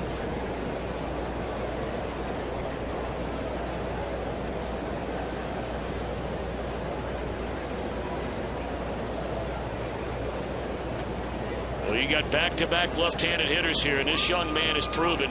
Now, granted, the word on Aoki when he came over was that he actually hits left-handers better than he does right-handers. Sean Marshall, as we know, is no ordinary left-handed pitcher out of the bullpen. Yeah, I mean, I think the other thing there, Tom, you're thinking about is that you're facing a guy now for the 4th time tonight. Aoki must have thought, after seeing Arroyo's first at bat, after seeing Matt Latos firing the ball in there at 95 and 96 last night, and now I got this guy throwing curveballs at 68 miles an hour. What's going on here? But he's seen him 3 times. Aoki is a .297 hitter against left-handed pitching, .271 against the right-handers. But again, as Chris points out, and a great point indeed, it's the 4th time he's had to face Aoki tonight. Breaking ball in the outside corner, strike.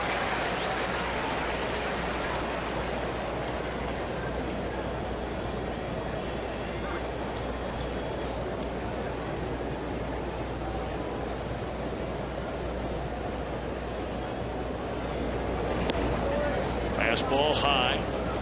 Reds leading by a run. Milwaukee did not have a hit coming into this 8th inning. Arroyo struck out Ishikawa, walked Katars after retiring 20 batters in a row.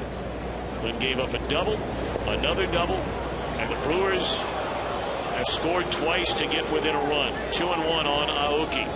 And that's a tying run. Corey Hart out there at second base.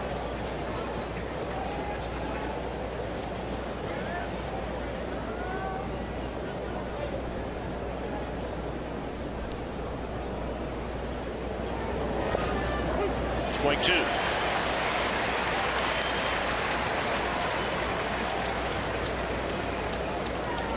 Let's see the crowd will really get behind Arroyo here, looking for that final strike and that final out in the 8th inning.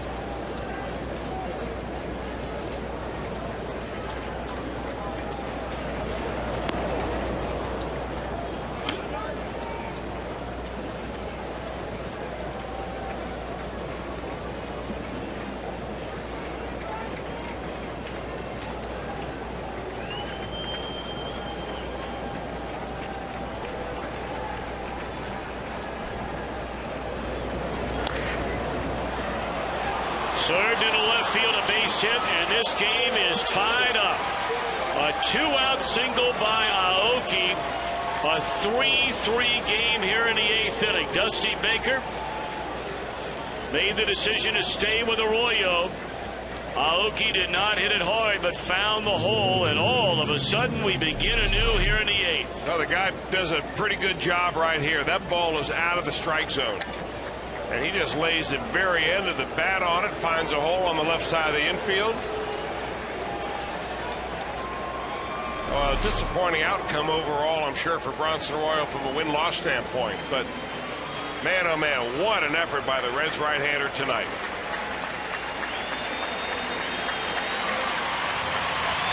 Skyline call to the bullpen. Will summon Sean Marshall.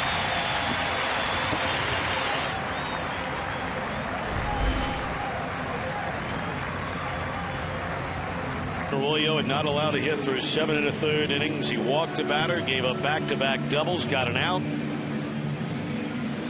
and then surrenders a game-tying base hit. So we're 3-3 in the 8th with a runner at first, Aoki, and here comes left-hander Sean Marshall to face a second consecutive left-handed batter to come to the plate, Nyjer Morgan. Although now Ron Renneke will take Morgan down, so they've used 3 pinch hitters spanning the last 4 batters. Cody Ransom,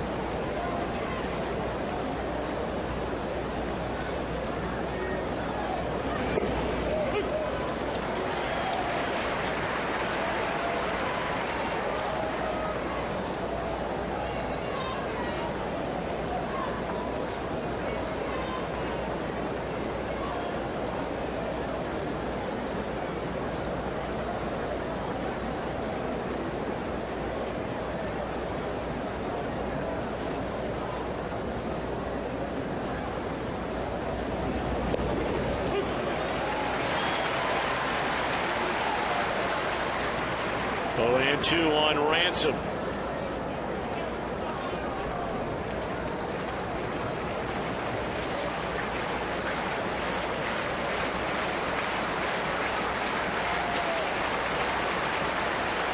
Well, Ransom taking forever and a day to get in the batter's box. Now he's in there. 0-2 the count.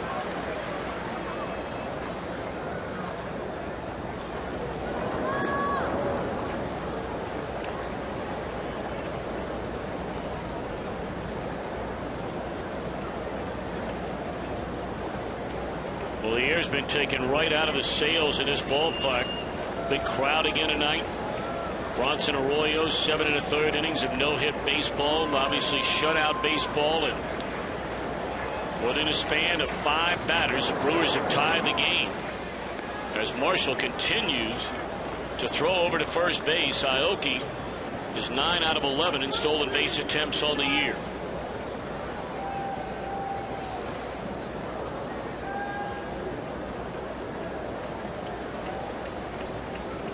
It's a very wide lead over there. 0-2 the count on Ransom with 2 out. Runner goes. Breaking ball just missed, and no throw down by Hannigan. No chance.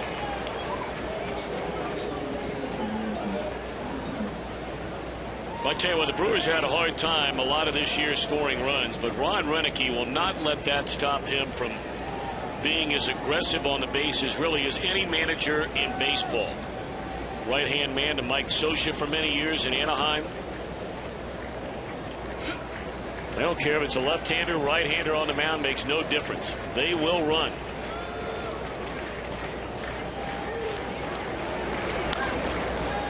Straight up. Hitting over, but damage done. 3 runs to tie the game. Reds have Stubbs, Votto, and Phillips coming up.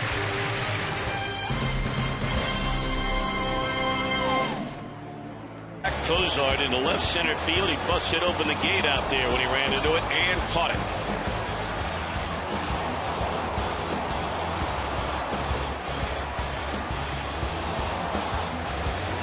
Well, I see that play, Tom, by Niger Morgan tonight. It reminds me of the play that Lorenzo Cain, in a Milwaukee Brewer uniform, made going up against the scoreboard in left center field. May have been one of the more dramatic catches we've ever seen here at this ballpark. Well, you're not lying. Number of changes after all the pinch hitters. You've got Aoki from right into center field. Corey Hart comes in to play right field.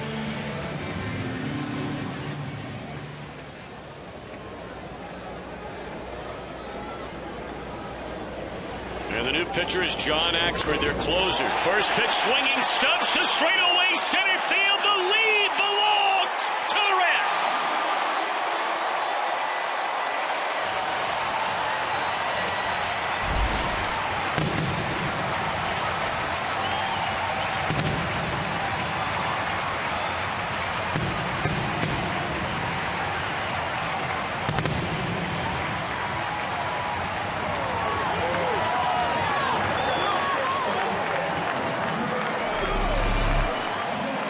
For a first pitch fastball and getting one right down Broadway.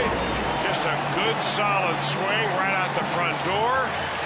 And a 4-3 lead. All of a sudden this crowd that really had the wind taken out of it when the Brewers came back and scored 3 off of Arroyo, broke up his no-no. They have been re-energized right now. Of course, Axford had one of the best seasons that any closer has ever had last year. But my, oh my, has this season gone the other way. He had 49 straight saves from April of last year through the end of the regular season into the postseason and through the first month of this season.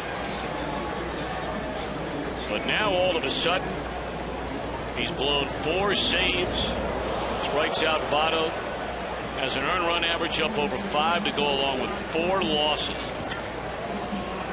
Well, if you look between the numbers for John Axford, the numbers themselves, and I'm talking about the speed of his fastball and the break of his breaking ball, those have remained the same. It's not like all of a sudden he was throwing 97 and now he's throwing 87.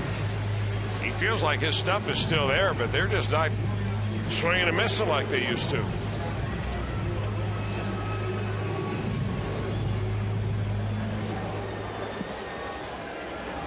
Aroldis Chapman is cranking it up in the Reds bullpen.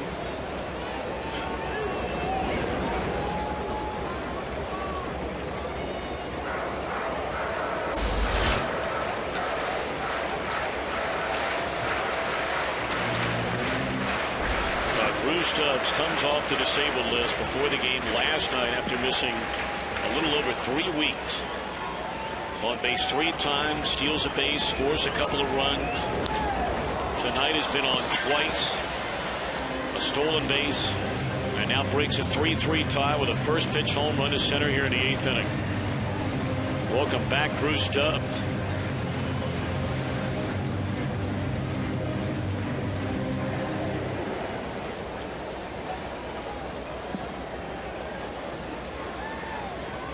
Brandon Phillips, 2 hits tonight, has scored a run. 2-1.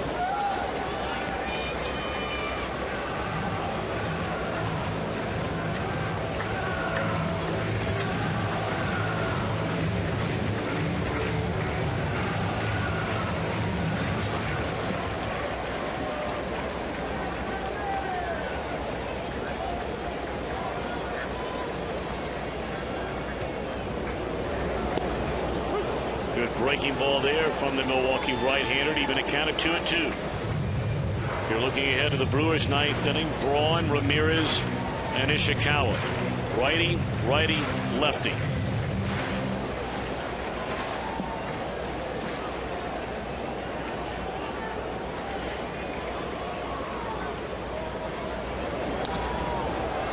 What Red City was named one of the top 3 places to visit in 2012 in the United States. You got it, Cincinnati. Book your weekend getaway at CincinnatiUSA.com.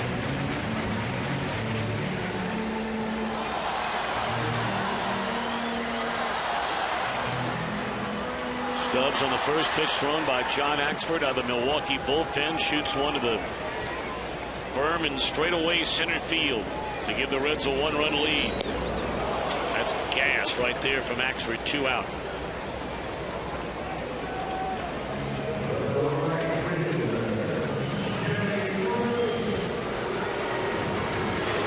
Don't forget Reds Live coming up after the game. Presented by Kings Honda and the Kings Auto Mall. Visit KingsHondaUSA.com. Chris Welsh, a big part of Reds Live pregame and the postgame. He'll be standing by with Jim Day and Jeff Pecoro.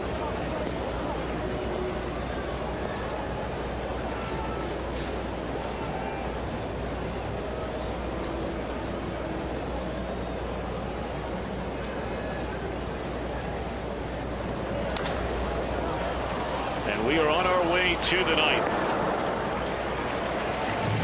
Aroldis Chapman trying to nail it down. He'll face Ryan Braun to begin the Milwaukee 9th.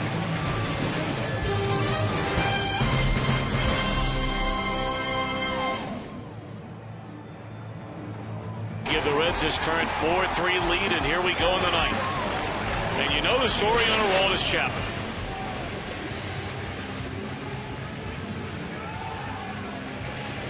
He was unscored upon to begin this year through the first 2 months of the season. And now all of a sudden, Chris, he has had a very, very hard time getting people out. Well, his last couple of outings have resulted in blown saves. In fact, home runs hit off of him that have been the deciding home runs. A walk-off home run in Cleveland by Asdrubal Cabrera with a man on an opposite field shot into the right field bleachers. A home run here against the Minnesota Twins the other day when Josh Willingham took him deep. And I think the thing to watch for Chapman right now is, number one, his aggressiveness. You don't want him starting to pick away at the corners with a 98-mile-an-hour fastball. But you also want to see if he throws a variety of different types of pitches. Will he use his slider tonight? Will he use that split finger pitch that he's used from time to time as a changeup to try to get some of the hitters off the fastball? He'll be working the number 4, 5, and 6 in the order. Chapman did not allow a run his first 24 outings, spanning 29 innings this season. He has allowed a run in 5 of his last 7 games.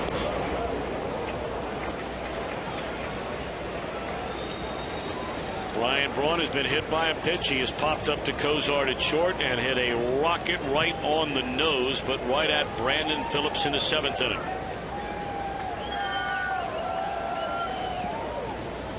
And boy, does this young man, Aroldis Chapman, need a confidence lift, or at least one might assume that. 2-0. I mean, we can all sit around and talk about throwing more sliders and more off-speed pitches, and all those things are probably true. But Aroldis Chapman is looking for a clean 9th inning and a save to hopefully get this tough turn of events going in the other direction. And he has started Braun 3-0. Well, he just seems a little out of sync. And to me, it looks like he sped up his delivery just a little bit. Now, that's just an observation here from the 3rd level without looking at any tape and really breaking it down.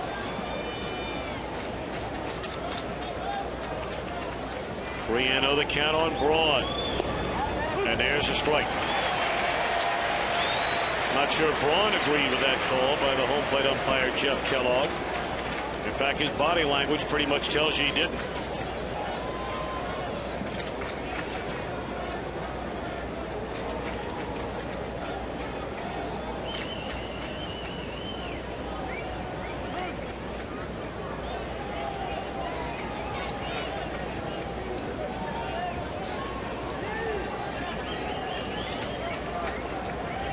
3-1 the count on Ryan Braun to begin the ninth. And it's hit down the right field line out of play.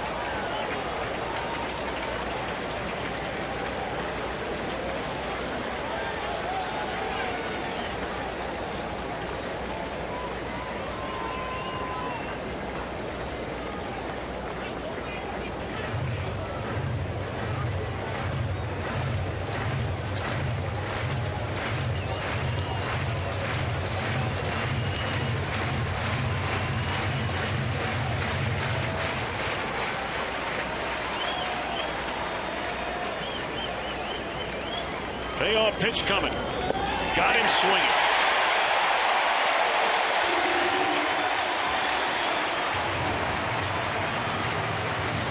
Well, that ought to be a little bit of a confidence builder right there. You get Ryan Braun, last year's most valuable player. You get him 3-0, and you come right back with 3 fastballs and put him in the books.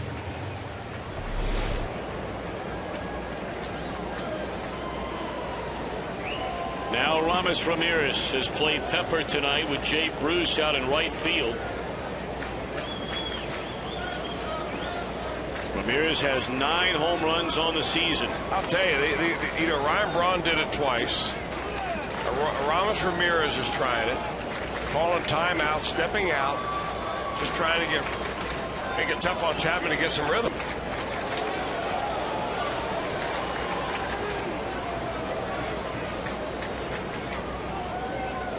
Chapman has fallen behind each of the first 2 hitters here in the 9th inning, and nothing but fastballs so far.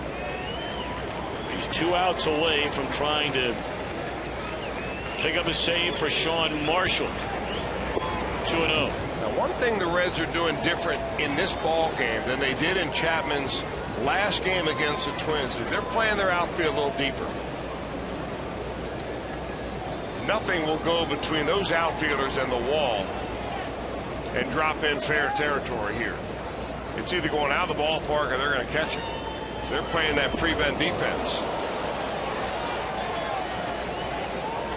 Fell behind Braun 3-0. Came back to strike him out. He's fallen behind Ramirez 3-0. And this game belongs to Aroldis Chapman. There is no action in the Reds bullpen.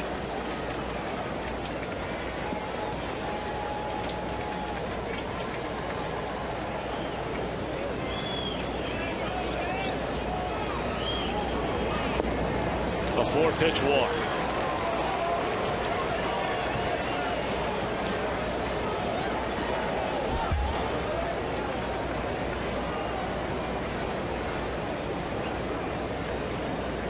Carlos Gomez going to be set up as a pinch hitter to hit for the left-handed batting Ishikawa.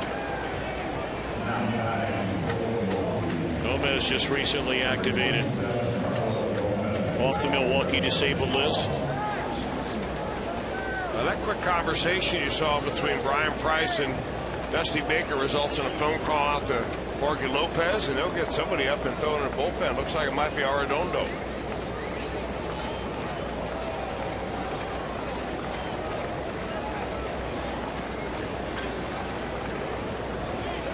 A lot of pop in Gomez's bat. He's looking first pitch fastball, and he got a first pitch slider. I like it.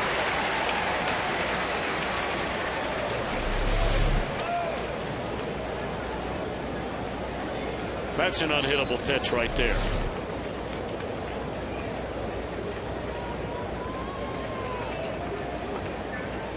Ramirez virtually no threat to run. And here's another slider that just ate him up to get ahead 0-2.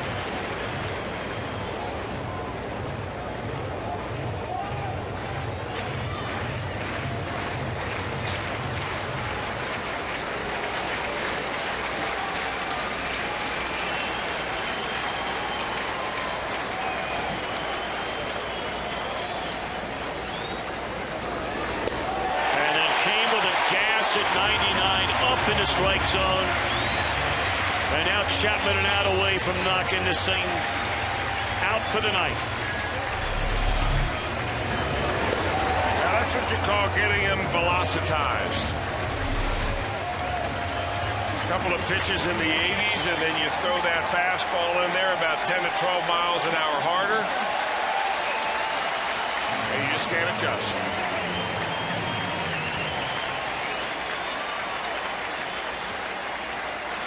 Martin Maldonado coming up now to pinch hit for Qataris. First pitch fastball, a swing and a miss. So hard to get a read on Chapman. Communicates very, very little to the press anyway.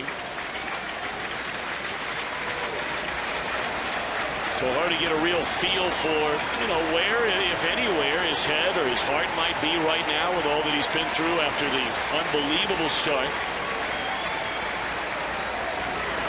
Well, the tools are there. There's no debate about that.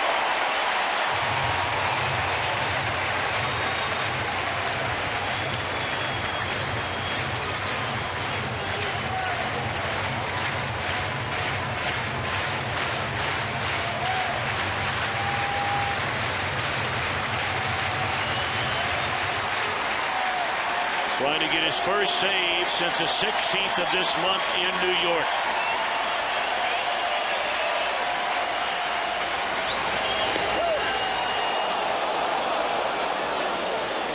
Boy, the adrenaline kicking in right now for Aroldis Chapman.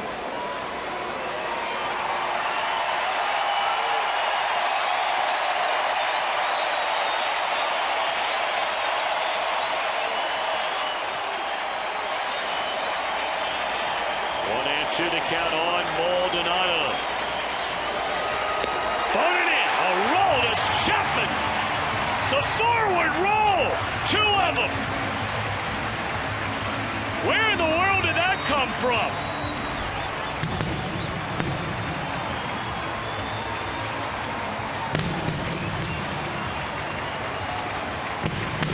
What in the world was that all about? The bottom line is that ends a string for Chapman and the Reds. They have lost 6 one-run games consecutively. And look at this. Forward roll number 1. Do it again.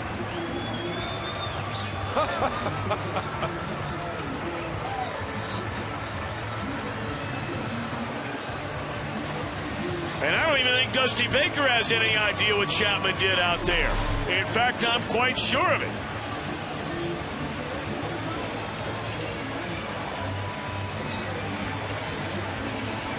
I've never seen a celebration quite like that. And I'm sure that will not go over all that well on the other dugout. I've never seen any pitcher do it. On purpose. Look at this. Reds win.